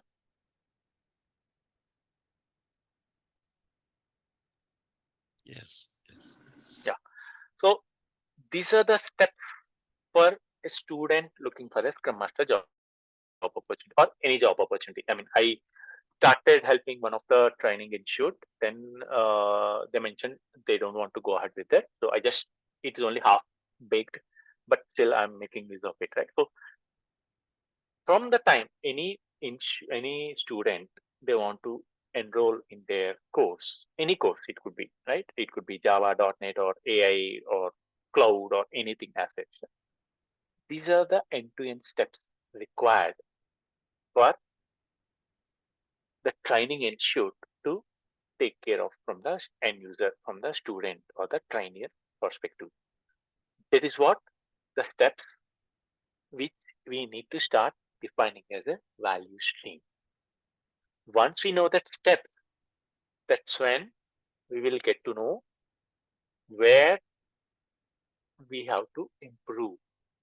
So that's where this picture is coming up, right? So we need to start identifying the steps, the current state and the future state, which helps us identify where we are currently, what we are doing, or where we can improve or implement or innovate or bring up new thoughts or new pointers or address any gaps from the implementation perspective. That's what the value stream as a starting point. Then it might not be here clear. See here, they started identifying the time taken to each and every step or the handoff across the step. Step one. So again, if I go back to this, right? So step one, from the time the student decided they want to take a decision, then they want to attend that session, then they want to do the practice, they want to prepare or attend the interviews, getting a job and completing that step. So if there is a gap between this and this step, or if there is a gap between this and this step, or if there is a gap between this and this step, so it might delay or it might be the reason there is a chance of customers moving to the different competitor or a solution. Example, let me take a banking example. Right. So uh, earlier, what used to happen? I'm taking a loan as an example, or even a credit card, anything as such. So earlier, when we want to take a loan, we used to reach out to the bank.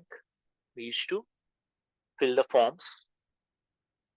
We may have to wait at the branch until we have a conversation with one of the banking agents there. Then they used to ask us give the forms, the ID proof, address proof, photos, phone number, email address, whatnot, everything, Aadhaar card, PAN card, all the required documentation. Then they used to take it. We used to get the decision of either the loan or the credit card within 7 to 10 days. What's the eligibility? What is the type of card or what is the type of loan? What's the interest rate? Everything. It I'm talking about like early 2000s or even 90s, right? It used to happen even till 2013 or 14 also time frame. Now, if you observe now, we are able to get the loan within 5 to 10 minutes or within a day. Why? Taking that loan or a credit, applying for a credit card, if we consider that as a value stream, we are not eliminating any steps. We still need to do all the steps, but we are eliminating the delays or the gaps happening in that end-to-end step. Are we skipping checking the credit score? No. Are we skipping taking any documentation of ID proof, address proof, or phone, PAN, or Aadhaar card, or anything? No. Still, we are able to do the eKYC. We are able to do the like online credit check, everything within 5 to 10 seconds. We are able to get that credit eligibility, including that interest rate, the EMI, the tenure, everything at the comfort of our house. Even we don't even have to visit the branch.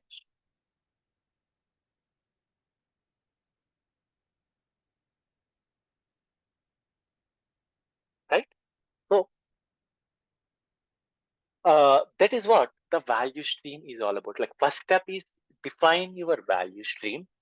There could be multiple value streams and multiple solutions the company as an organization is providing. Like if I generally take Amazon versus Netflix as an example. Netflix as a what do you say company, they have only one solution, OTT platform. That is the only solution. Whereas Amazon, along with Amazon Prime or Amazon Movies, they have Amazon Shopping, Amazon Music, Amazon Web Services, Amazon Pay, whatnot. Right? The customer can use any of that solution independently or in combination together also. Right? Are you good till now? The value stream and that Amazon versus Netflix example. Yeah, yes. So why the Amazon versus Netflix, or why that solution or value stream is coming up? That is where the large solution versus portfolio as a difference coming to context. When it is a portfolio, when you have multiple solutions like Amazon or Google or Microsoft or even Apple have multiple solutions, that's when we talk about the portfolio as an implementation. What's the reason? What's the difference? Because we have multiple solutions, we might be having multiple value streams.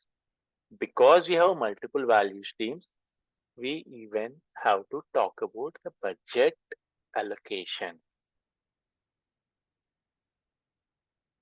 And because we have multiple solutions, the strategy, the vision also might be, should be focused on covering that multiple solutions as a organization. Whereas the large solution, we're talking about a one single solution, but it is a complex, complicated solution. Only one single solution where we are talking about the compliance, the set-based approach, and the heavy dependency of the third-party suppliers. I'll show an example. Where is it?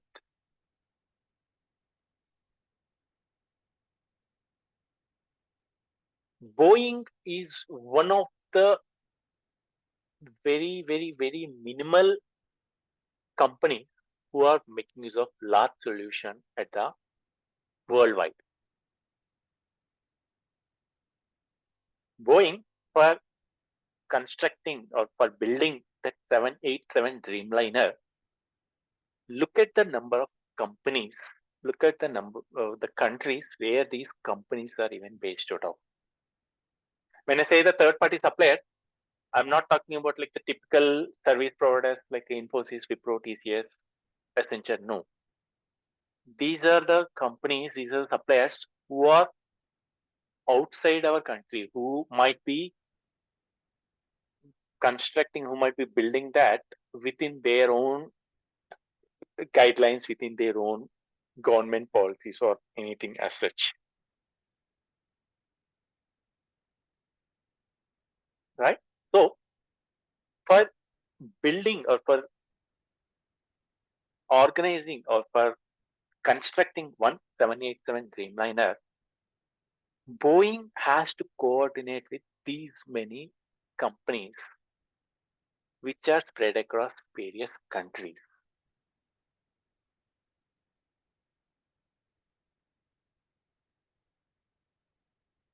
The moment we talk about these countries, we all know the country specific guidelines.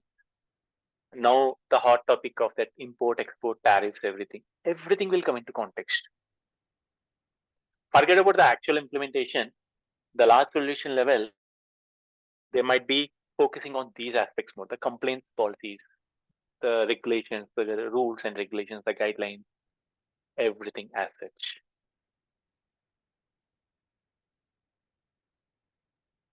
Right?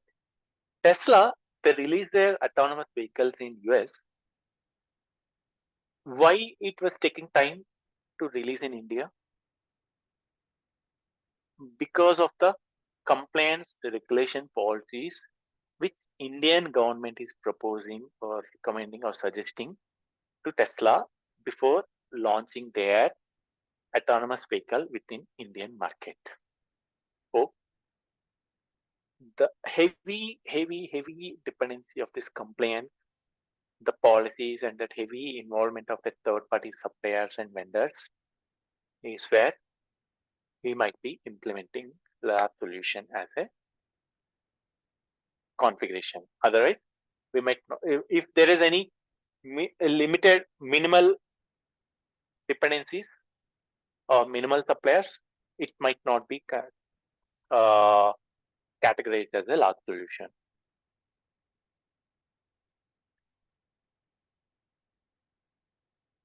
Okay.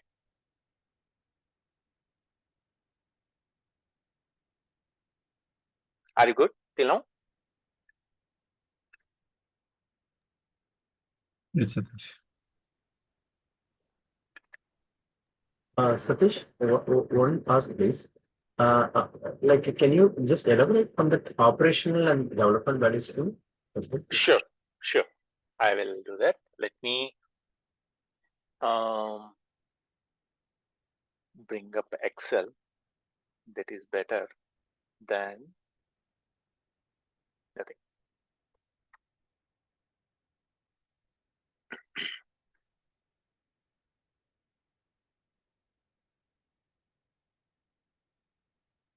Right? So let's take the same loan or credit card example, right? So going to take it up, thinking of applying for a credit card.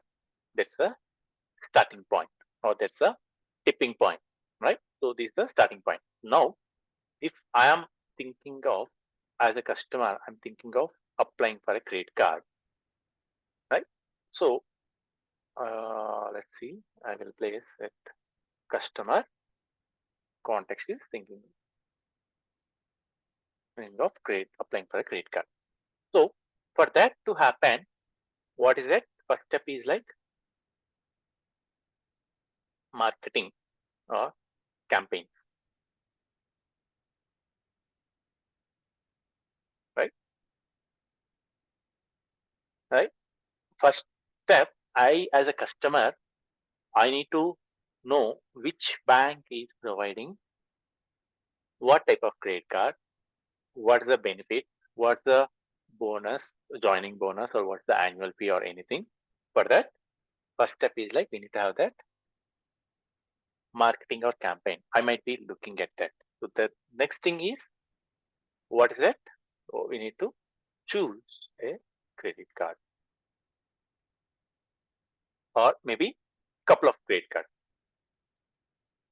Right? That's what I generally do. So I will look for 2-3 different types of credit cards so that I might pick and choose which credit card I want to apply based upon having the conversation. Then discuss with the banking agent and clarify. Right? I'm telling the steps which I followed recently for applying for a credit card as a customer.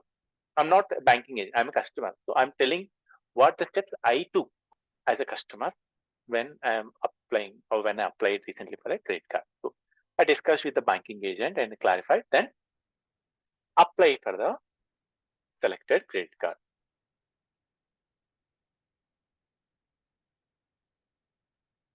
Right? So within that apply, I have to fill in the details. Okay. Apply for the credit card, then get the eligibility of the credit card, including the percentage of interest and variant of the card. Right? You might have observed many times, banking agent might say, sir, you are eligible for this card, this interest rate and everything. But only when we apply, we get to know the actual card which we are eligible for. We might not be getting the same card which we applied for, or we might be getting a different card many of the time. Right? Then start using the credit card. I mean, delivery of the credit card. Then start using the card. Then do the payment, right? And if we don't feel like, we might close the credit card. So these steps end-to-end is considered as an operational value stream. Why? Here, at each and every step, here at this step, we might be talking about like a maybe a sales representative, or we might be looking at the ad, or we might be looking at the banking website, or we might be looking at the offer mails, right? Then here we as a customer is speaking. Then here we are talking about talking to a banking agent. And here again we are taking the decision. Again, we might be talking to a banking agent. And we are getting it through a courier system. Right? So again, for this, we might be doing a banking agent or a website. So for this to happen, we need the development value stream. Marketing campaign. Typically, the marketing team will do, but they need to come up with their ad. They need to come up with their offers or the emails or the campaign, what they want to do. So this is where marketing module will come into context. And choose the credit cards, discuss with the banking agent, apply for the selected credit, discuss with the banking agent. So this is where the uh, banking module will come. And from the time we apply and these two steps, we need the core banking module, which checks the eligibility and issue. Right? And here we will take help of the dispatch team from the bank, and then the courier.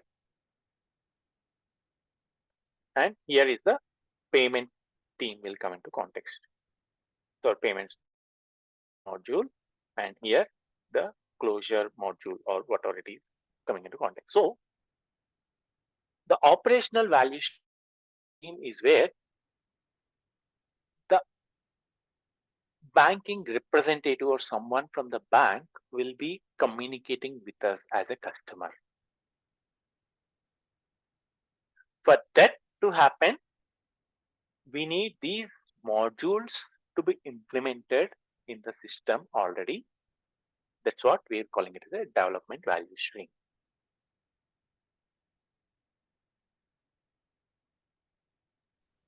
Got that high level context, Gokul? Yes. Got it. So we might get a clarity. Anytime we might be at the development value stream. None of us are from operational value stream. We are not the representatives of any of the products which we are working for. We work only at the development value stream level, or either at banking module or core banking module or payments module or one of these modules we might be working for. And these are nothing but the strategic themes, right? Satish? The Yes, operational yes, themes. yes. The operational value stream will be defined based upon the strategic theme. Right? See, let's suppose the bank doesn't want to launch new credit cards for some reason. See, Paytm, I'm just taking an example. Paytm, they had some issues, so they got their license cancelled for having that Paytm as a banking, the payment. So when there is a there is a context. What's the use of having a value stream for that payment module itself? It doesn't make any sense, right? So what is the organization vision, the strategy, the roadmap? Based upon that, we'll start defining the value stream, or we'll start refining the value streams.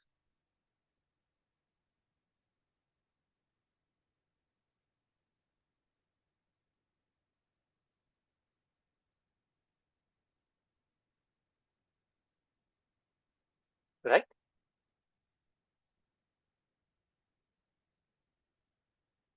Are you good till now? Yes. Yes. So this is where the development value stream is where the release train, the PI planning, the inspect NetApp, everything happens at the development value stream. And in the PI planning, these representatives might be invited or might be involved or might be taking some inputs from these representatives. Not every time we might be inviting them or involving them, but we might be getting that pointers. Remember, like I was mentioning about that customer insights team. So that customer insights team might be working with these folks who are the actual front page of the bank, who are actually interacting with the customers, who are actually discussing with the customers to capture the information, the pointers, the feedback of what the customers are thinking, feeling, or expecting, or what the competitors are doing, say for the similar product, similar implementation. That's when that will pass on as one of the input to the, what do you say, the release train or even to that release train level backlog.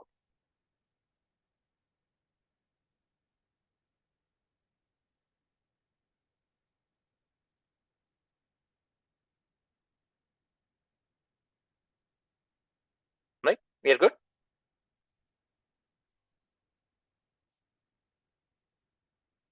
Yes.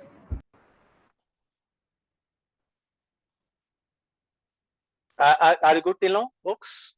Let me save this Yeah, Excel. yeah. Yes, Definitely. Satish. So we might not be even involved, we might not be even aware, we might not be even informed about all these things.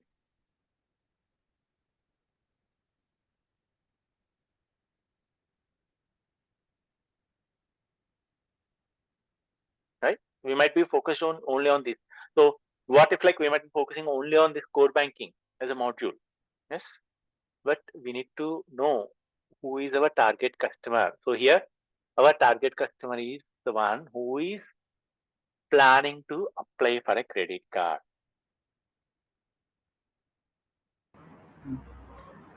But Right? as a SPC, you have to facilitate this. Yes, yes, Meetings. we have to. I mean, that's where at the portfolio level or when we are proposing or when we are launching that new, if I have to go to that implementation roadmap, right? Organize around value is where we have to facilitate that value stream and release train identification workshop Mm.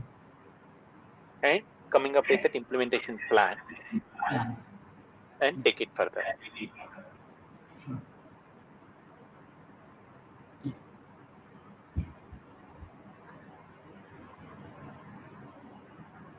Got it. Right? Are you good, folks? Yes. Yes. So now coming to the implementation roadmap. So again, just to start with, train the teams and launch PI planning. If you see, we are getting involved from this step as a Scrum Master, as a project manager, or as an RTE. But see the number of steps happen even before we start with the launch of a first release train or first PI of that release train. So there are a lot of steps going through that implementation roadmap. So the first step, as Vinay was mentioning, is like the tipping point. Why we want to implement SAFe or why we want to go ahead with the SAFe. That is the first step we need to understand.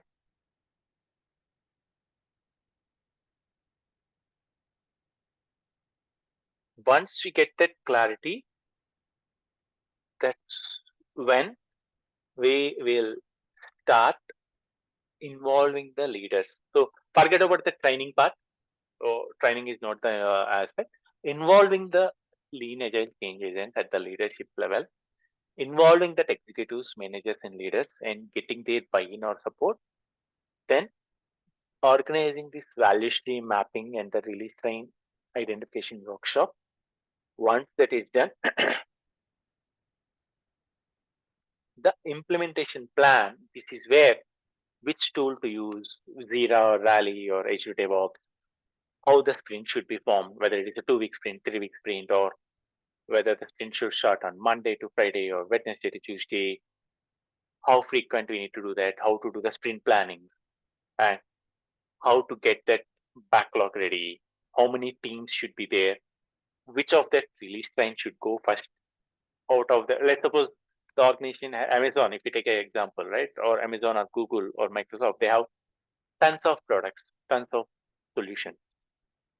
We don't do big bang implementation anytime, the safe, right? So the way how we do the agile, same concept is applied in the safe implementation also. From the list of backlog, identify which of the set of user stories should go into the first sprint. Same way, from the list of all the valuations in the release times identified, identify which of the first release time which we can launch, which we can implement, will be identified using this implementation plan. That is where we typically come up with the 30, 60, 90-day plan, or that release time launch plan, or all the tools, technology, the implementation approach, everything. Once that is done, once we identify that first release time, that's when we will start preparing for the launch of that specific release time. When we identify out of 100 user stories in the backlog, when you identify these are the top 12 or 15 user stories should go into the first sprint, we will start refining that stories in the backlog refinement and getting that stories ready for the sprint planning. The same way, once we start identifying that first release train, first set of teams to be part of that first release train, we will start preparing that launch of that release train by onboarding the release train stakeholders, the product owners, product managers, scrum masters, the architects, and then the teams. Help the teams enable their way of working and then launch that release train with that PI planning, which means by the time we go to the PI planning, we need to have the backlog ready. By the time we go to the sprint planning, the way how we have the backlog ready, same is the case with the PI planning also. So during that preparation for release train launch, we need to get that what should be the scope of that features in the first PI. What should be the scope of what you say the first from the current solution, what is it? The first set of scope which you want to prioritize and implement. That is what will be discussed, prioritized, detailed as part of this preparation for release train launch. Once that release train launch happened and the PI planning happened, we typically do the team level assessment or the release train assessment. And throughout that PI, the execution or that, what do you say, even though we do the training, we know there might be easy to go back to their old way of working or the old mindset or that bringing up the lot of anti patterns and everything, right? So that is where we need to coach that release train. When it's a coach the release train, that includes coaching the product owners, coaching the scrum masters, coaching the RTE, coaching the business stakeholders, coaching the teams, everyone required to be coached closely, and then we will close that PI with that inspect and adapt. Again, we will do that maturity assessment of where we are from the time we started till the time we execute and complete. We will analyze, we will figure out how we implemented, how we improvised across the PI. We will start doing that understanding, and then it is similar like a retrospective for the sprint. What went well, what didn't went well, what could have been done better. But we will do at the release train level for that PI level, and then we will do that maturity assessment, and we will continue doing that release train. We will start launching the next set of release trains. Here, they have given just single statement, launch more release trains and value streams, but that's not just a single statement, because again, we need to revise or refine the implementation plan if required, any changes or any adjustments based upon the feedback, based upon inspect net out, based upon the maturity assessment. And then in parallel, we might be already preparing for the launch of the next release train. Then we might be already working on training the next set of teams and the launching the release train. See, the same way, when one sprint is going on, we are getting ready for the next sprint backlog, next sprint user stories ready. The same way, when one release train execution is going on, we as a coach, we as a SPC, or we as a RT, we might be not as an RT, but as we as a coach or as an SPC, we might be getting ready for the launching of the next release train in parallel. Which means this step, it will ideally go here from the implementation plan, revision or anything, and it will continue that cyclic implementation.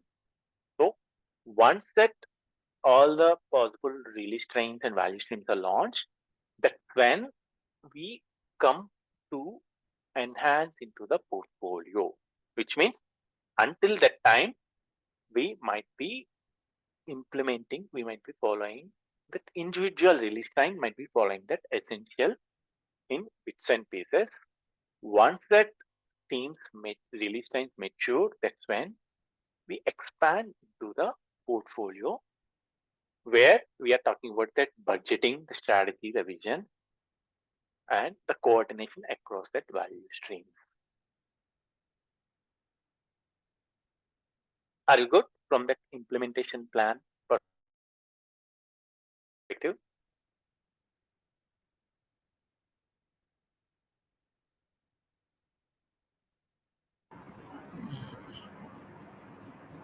Yeah, yes, Satish. Yeah.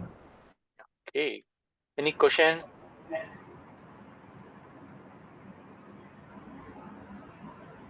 Oh, what will happen in the PA planning, Satish? Yes, I will come to that. Are you good till now? What are the concepts we discussed and Yes. covered? Yeah.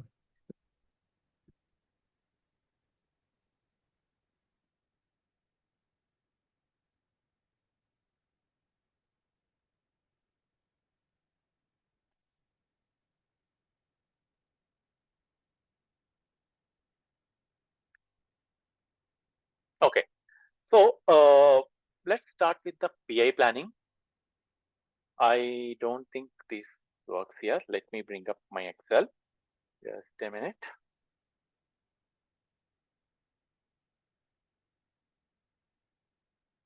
Let me bring up that Excel. Just a minute. Okay. I have all the documentation. Only thing is, it is not in an organized structure. That's the only challenge with me. So I need to figure out where I kept the documents or the information. Where is that?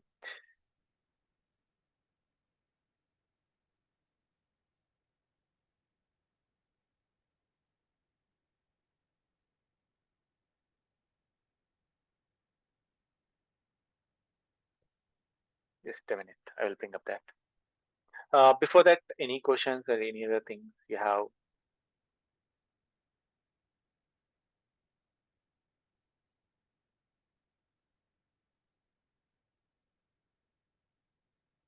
We might cross 12:30. Hope you're all okay with that.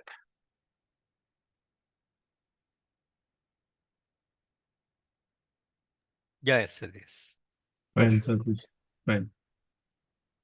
Okay, just a minute. I need to look for that Excel.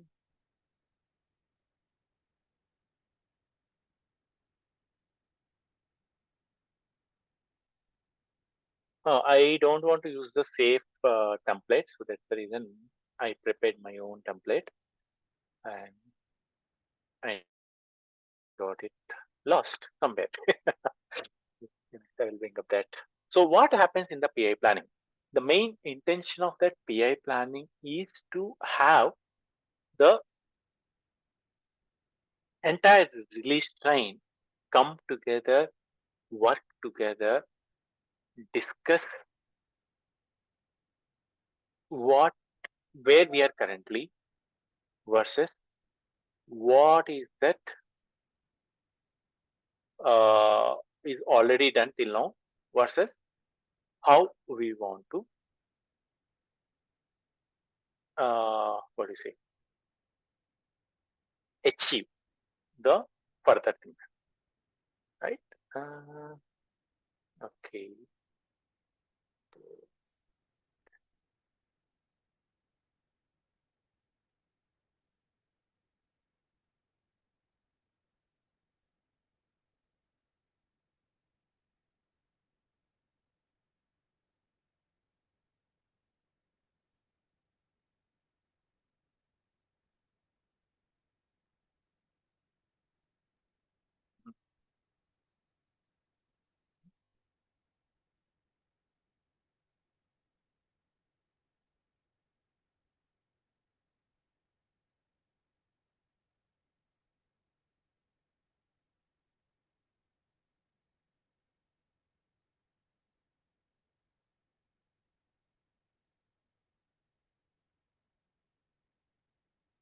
Okay, I will check for that Excel.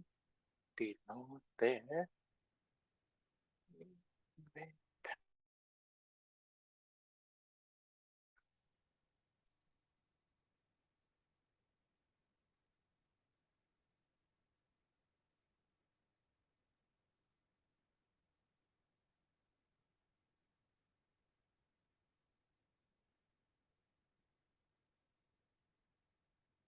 Right. Okay. So what happens in the PA planning is uh, typically the scale agile is recommending about like 2 full days, but but but many times it might happen in 3 half days or 4 half days. Reason, we are talking about uh, multiple teams spread across different locations, right? So with that context, what happens is, let's suppose we are talking about a one release train. One of my release train where I worked, the teams are spread across 4 different times, including the stakeholders. So when we have that different time zones, it is really impossible to have the 2 full day PI planning. So what might happen is like it could be a distributed PI, which might happen. So what happens? The first step is like the business owner of the context, a business owner of the safe implementation of the specific release time, they will come and they will set the context of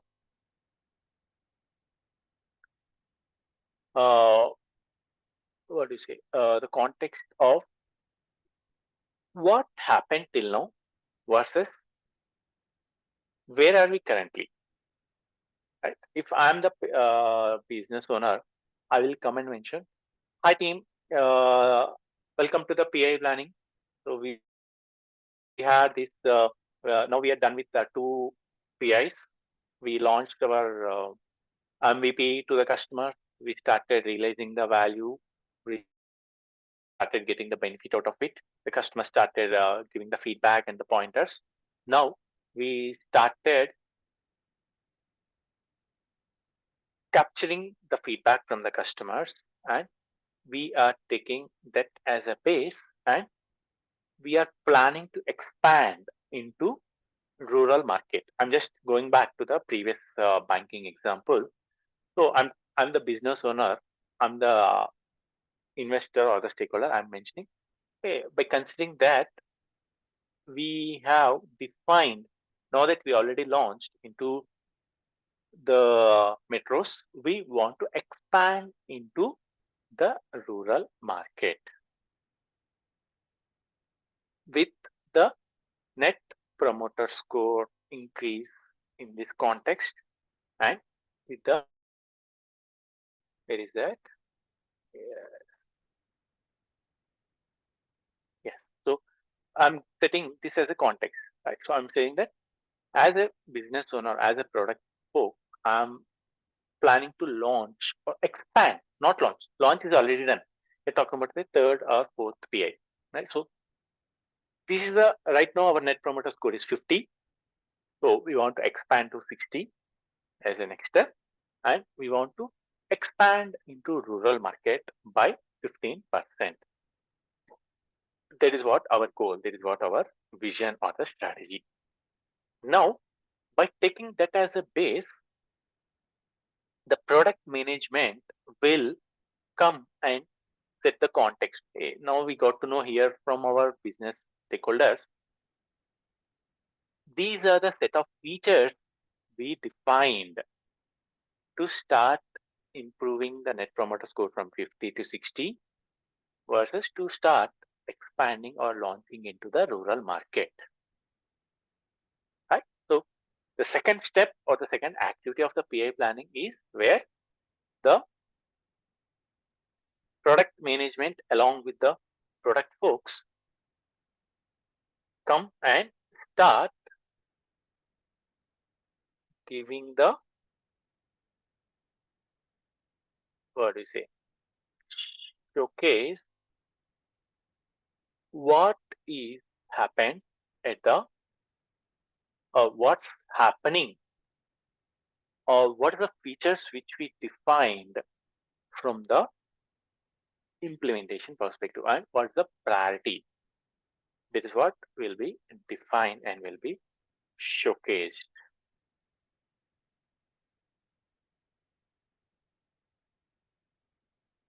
Right? Then what happened? By taking that as the base, the architect will come and mention, now that we got to know these are the features, we need to start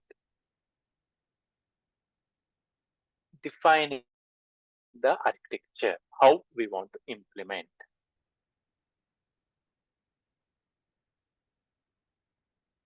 How we want to take it further.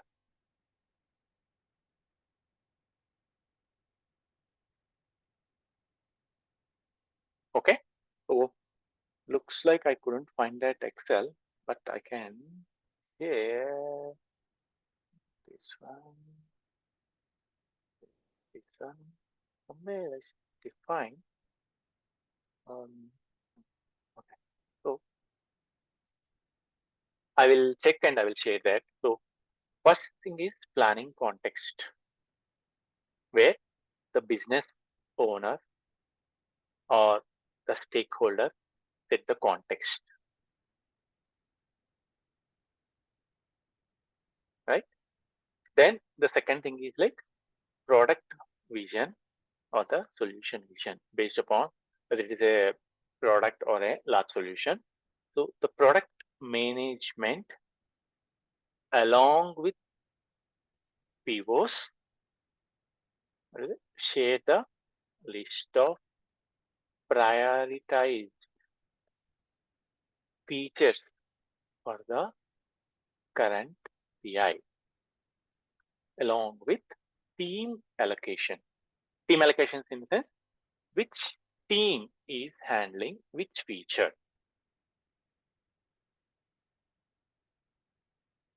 Right? Then comes the product owner. Then comes the architecture vision and the development practices. So the architect and the engineering leader, they will drive this. So what it is, they will share that the architecture, the tools, the technologies, or the coding standard, the guideline, or timelines for code integration. Everything we might be discussing as part of this third session. Then comes the planning context. Sorry, the first one is like the business vision, right? The planning context, this will be facilitated by RTE, where the RTE will say number of sprints, the tool for the PI planning, the timings for that team breakouts. I will explain what happens in the team breakouts, and then the scrum of scrum during the team breakouts, and that expectation of the from the teams as part of team breakouts will be set. Then comes the team breakouts. So here this is where individual teams along with SM and PO,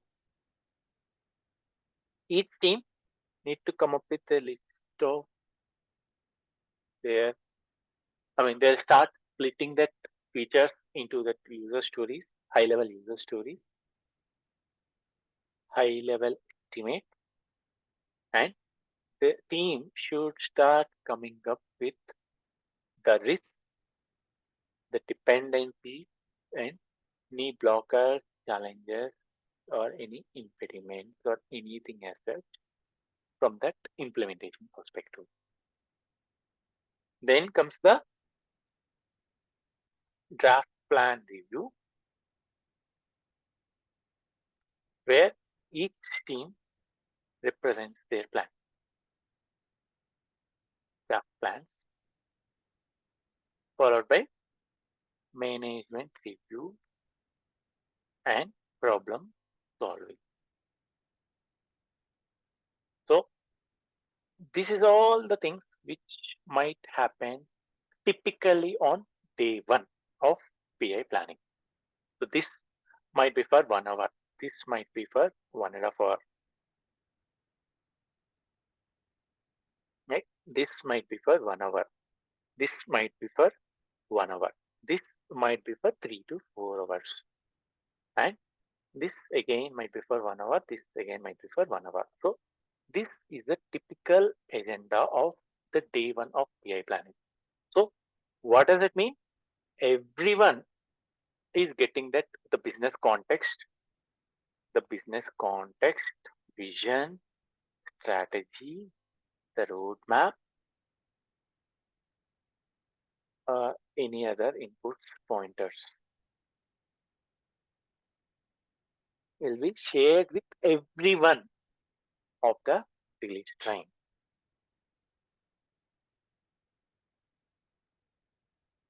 So this, can you please increase the A column width? Sure. Or I can grab the next. Satish, if a question arises, what is the role of a Scrum Master in the PI planning? Yes, What is we will it come there. to move? Because I see the role playing mostly in the team breakouts and all, right? Sorry, mostly by? In the team breakouts. Yes.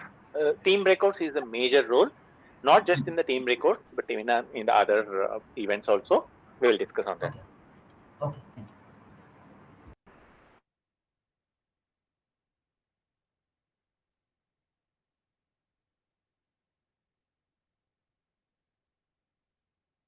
Are we good till now?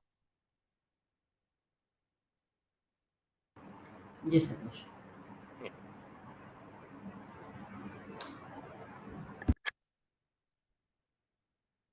So One thing, Satish, I'm just sharing. Is there also a retrospective for this PA planning in the end? Yes, it happens on day 2. Okay. It happened, right? Yeah. So what does it mean? The agenda plus the stakeholder who is driving that session or the discussion, plus what happens in that, and the recommended timeline is what I just mentioned till now. So RT being the facilitator, he's just coming only at here as a facilitator, but otherwise RT will be there along with each and every step, each and every event. And when we say here, the product management along with the product owners are sharing their product vision and solution vision. Same way, Scrum Masters are not just coming at the team records. The Scrum Masters will be there throughout the PI planning along with the RTA. Right? So there is a main, if we can see the responsibilities of Scrum Master, let's see if we can get that. I don't think it will come.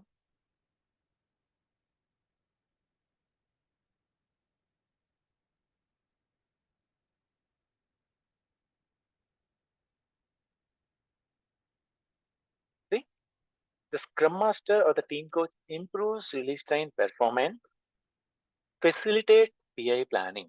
So the response, see, the Scrum Master team coach plays a critical role in PI planning by collaborating with other Scrum Master team coaches and the release train engineer.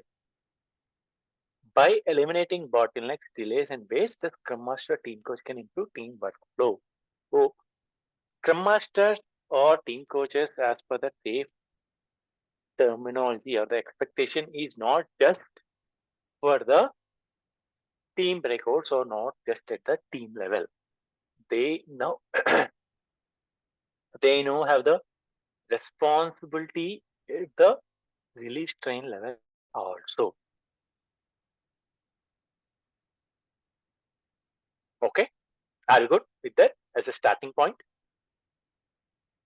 Yeah. Yes. So now, when RT is facilitating, RT might be focused only on that. See, let's take a hypothetical situation. We are talking about like 5 to 12 agile teams. When we say 5 to 12 agile teams, it could be 1:2 or 1:3 for team versus SM ratio, right? None of the teams are having a dedicated Scrum Master. Scrum Master is working as a Scrum Master for 2 to 3 teams, which means for a release line of 12 agile teams, we might have 4 Scrum Masters.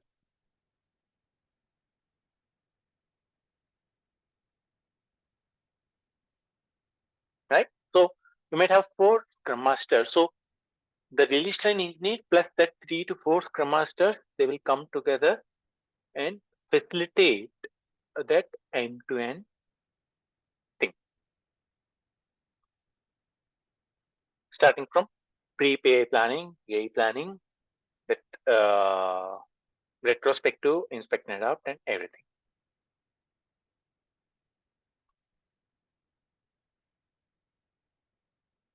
Okay. So these first 3 to 4 sessions are common sessions for everyone.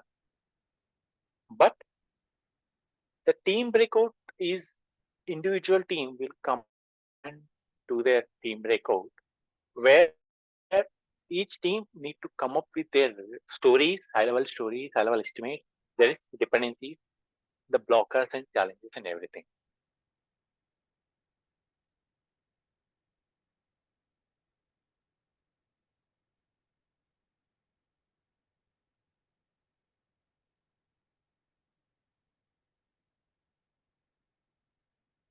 Okay. Are we good till now? Yeah, Yes. yes. Yeah. Only the management review and problem solving is where the teams are not involved. because they have to discuss about like strategy, scope changes, or budget allocations or approvals, or any other similar discussion. So in some of the implementations where I was playing the role of RTE, just because I was coming from a vendor, even I'm not involved in that management review and problem solving. They said, Satish, we don't want you to be there in the discussion. We will pass on the information to you. I said, fine, well and good. As a facilitator, my role is to make sure that event happens. I don't have to be there. I want to make sure you have the discussion. You come and share the pointers with me.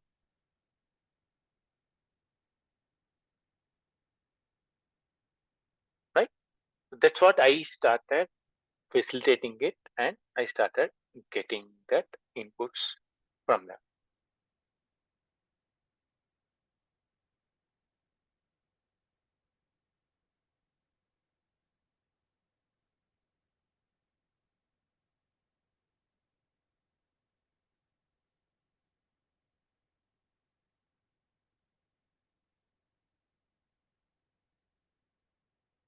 Okay. Then day two, again, passing on the change updates from management review and problem solving.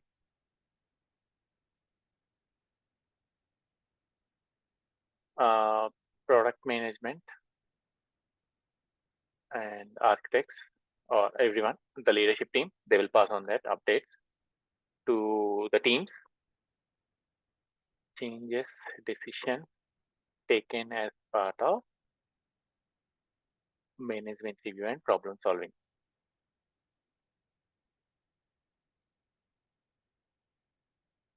Then comes the team breakouts on day two. Again, the teams will do.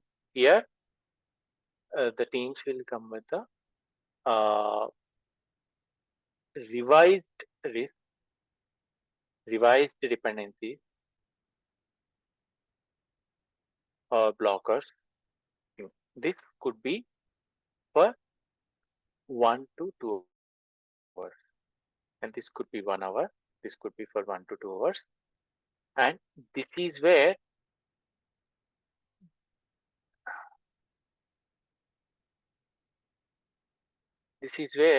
the business owners typically assign planned business value, plan B for the objectives, right? Then final plan review. Each team, this could take 1 to 2 hours, followed by program level risk, entire ART, everyone will be involved. This could take again 1 hour, 1 to 1.5 hours. Here comes the PI confidence vote. Team wise versus ART wise. We collect the confidence vote. This is just 15 minutes, followed by planning rework if required.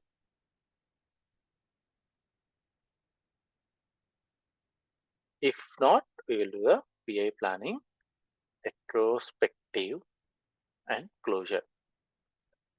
This takes again 1 to 1.5 hours of how that 2-day or 3-day distributed PI planning happened.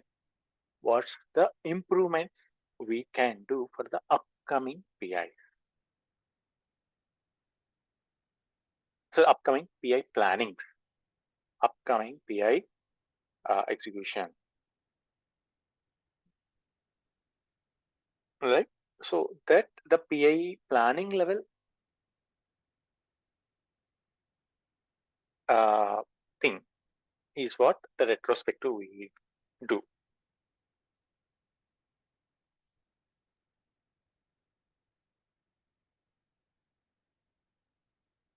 Are we good?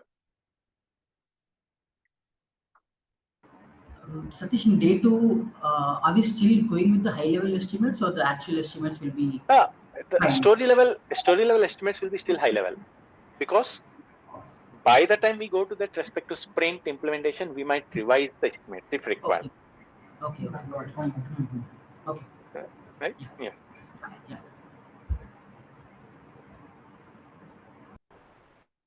Folks, are you good till now? And the most popular technique would be the planning poker, is it, Satish? Yes, the planning power. Satish, how many sprints do we accommodate within a PI, one PI? Within a PI, typically the way how we have that 5 to 12 teams, we talk about like 8 to 12 weeks of PI. Okay. The PI duration. 12 weeks is like typically like quarter, right? So typically we generally do that quarterly planning. Some companies, they might be already used to, already aware of that quarterly planning. So from that perspective, having that PI duration for that 12 weeks could be relevant Okay. or easy to get there by the support. So if that is the case, 2 week sprint, for example, it could be like 4 to 6 4 to 6. iterations or sprints, Yes. which means once every 4 to 6 iterations, we'll be doing that PI planning. PI planning is not one-time thing. Like the way how to do the sprint planning continuously, we'll be doing the PI planning also continuously. It's like a repetitive thing. We can go back to this. See, PI, PI planning, PI planning. It's completed. Iteration 1, 2, 3, 4, 5. Then PI planning. Then again PI planning. Then again PI planning. So it's like a continuous cycle. Is there any spillover from PI to PI? Spillover definitely might happen for sure. Yeah, Right? that's So that yeah. is where again there are different Bam. ways how we can handle the way how sprint level spillover happens. The same way even PI level spillover also might happen. But yes, there are other possibilities or other ways how we can handle it. Sprint duration is 2 weeks. One sprint. It is up to us. See, Depends on- one of my release train, they followed a 3-week sprint because they're dealing with the mainframes. Everything we know, any implementation, any change, or anything need to happen on mainframe, that itself will take 1 to 2 weeks of time. It's not simple or web application, right? So that's the reason. For that specific case, they followed a 3-week sprint. So instead of 6 sprints, we have only 4 sprints for the PI in a quarter. That's it.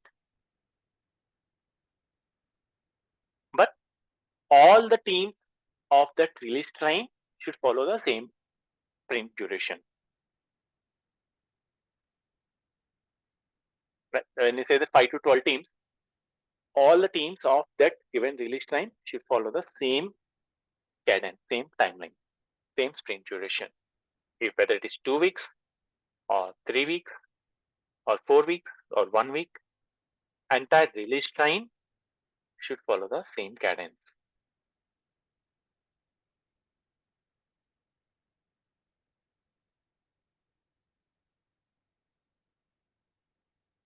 Okay. Yes, sir. Yeah. So this is just the high level details about that PI planning. So once we start discussing about the PI planning, it will go for hours together. So we will schedule further discussion, further sessions. So in the meantime, we had a previous conversation last year, the same preparation for PI planning. We discussed for 4 hours. Then PI planning, no, the pre-PI planning itself, we discussed for 4 hours. Then preparation for PI planning, we discussed about 3 to 4 hours. And we even did a simulation of the PI planning. So we will again do it so that like it's not just the theory or just not from my side. Even we all also can get that the feel of what actually happens in that PI planning. So this, do you have that recordings, earlier recordings? Yes, I have that. I will share that. Yeah, with sure. you. I Thanks. can share in the chart also. Which tool do you commonly use, Satish, for this PA plan? Is it Miro, Mural?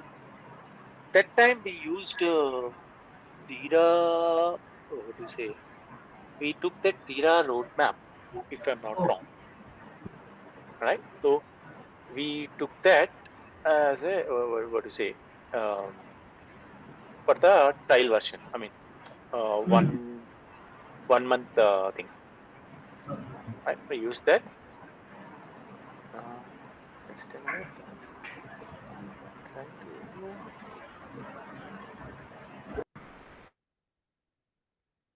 bring up. Like, why it is not coming?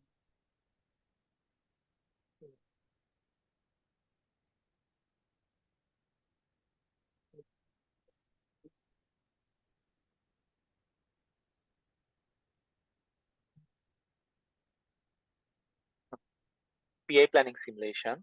I will share that link.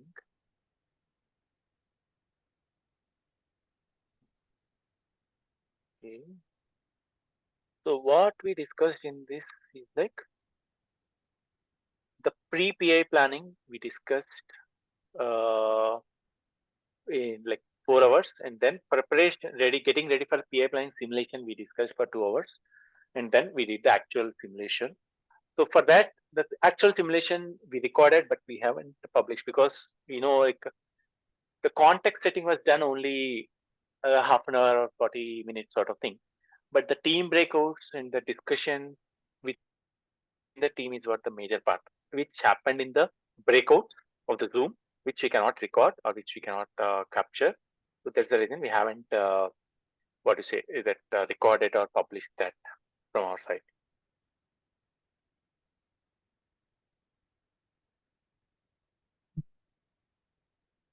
Okay. Along with that, if we see, we have Thanks, Satish. other safe related topics also were listed. Mm.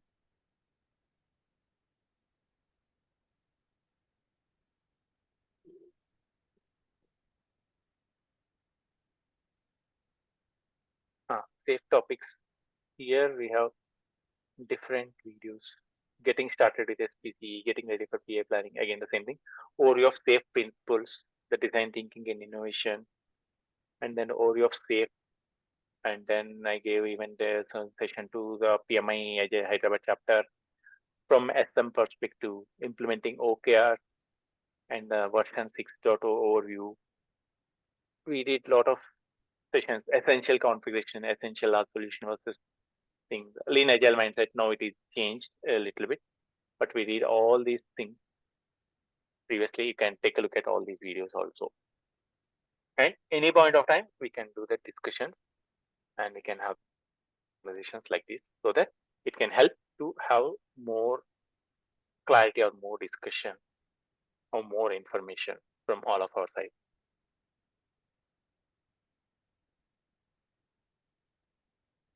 Okay, are we good? Yeah, Yes, yes, Satish. Yes, Satish. Yes. Anything else you want to discuss? Satish, if I want to do the safe certification, shall I do the safe agilist or safe product owner, product manager, or project manager, something in Scrum Master, something other than certifications also there, right? So which one is good for us? Uh, from your context, I can recommend you to go for safe agilist. Is it Reason? Yes, yes. yeah, yes, please go ahead. Leading safe as a course. See, it is a 2 days program or a 5 days Yeah, program? today. 2 days only. Yes. Somebody told that it is a 5 days. That is the 5 day is this SPC. That might be a different thing. So until unless you're actually planning to go and implement from the organization perspective, or if in case you are getting that sponsorship from your organization perspective, that's when you can plan for that SPC. Reason that SPC itself costs around what do you say 2.5 lakh or something,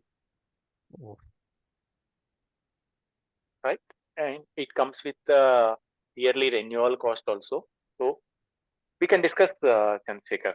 We can discuss offline also, and we can figure out what certification is suitable for you.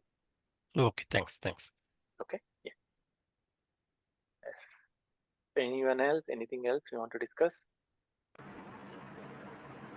Thank you, Satish. Need to drop. Thank you very much. Thanks, Vinay. Thanks, everyone. Thank you, Satish. Thanks, Thank you. Satish. Thank you. Thank you, Satish. Satish, will we be getting this recording? Yes, I will share the recording. Okay, yeah. Thank you. Thank you. Thank you. Good day, Satish. Bye. Yeah, bye-bye.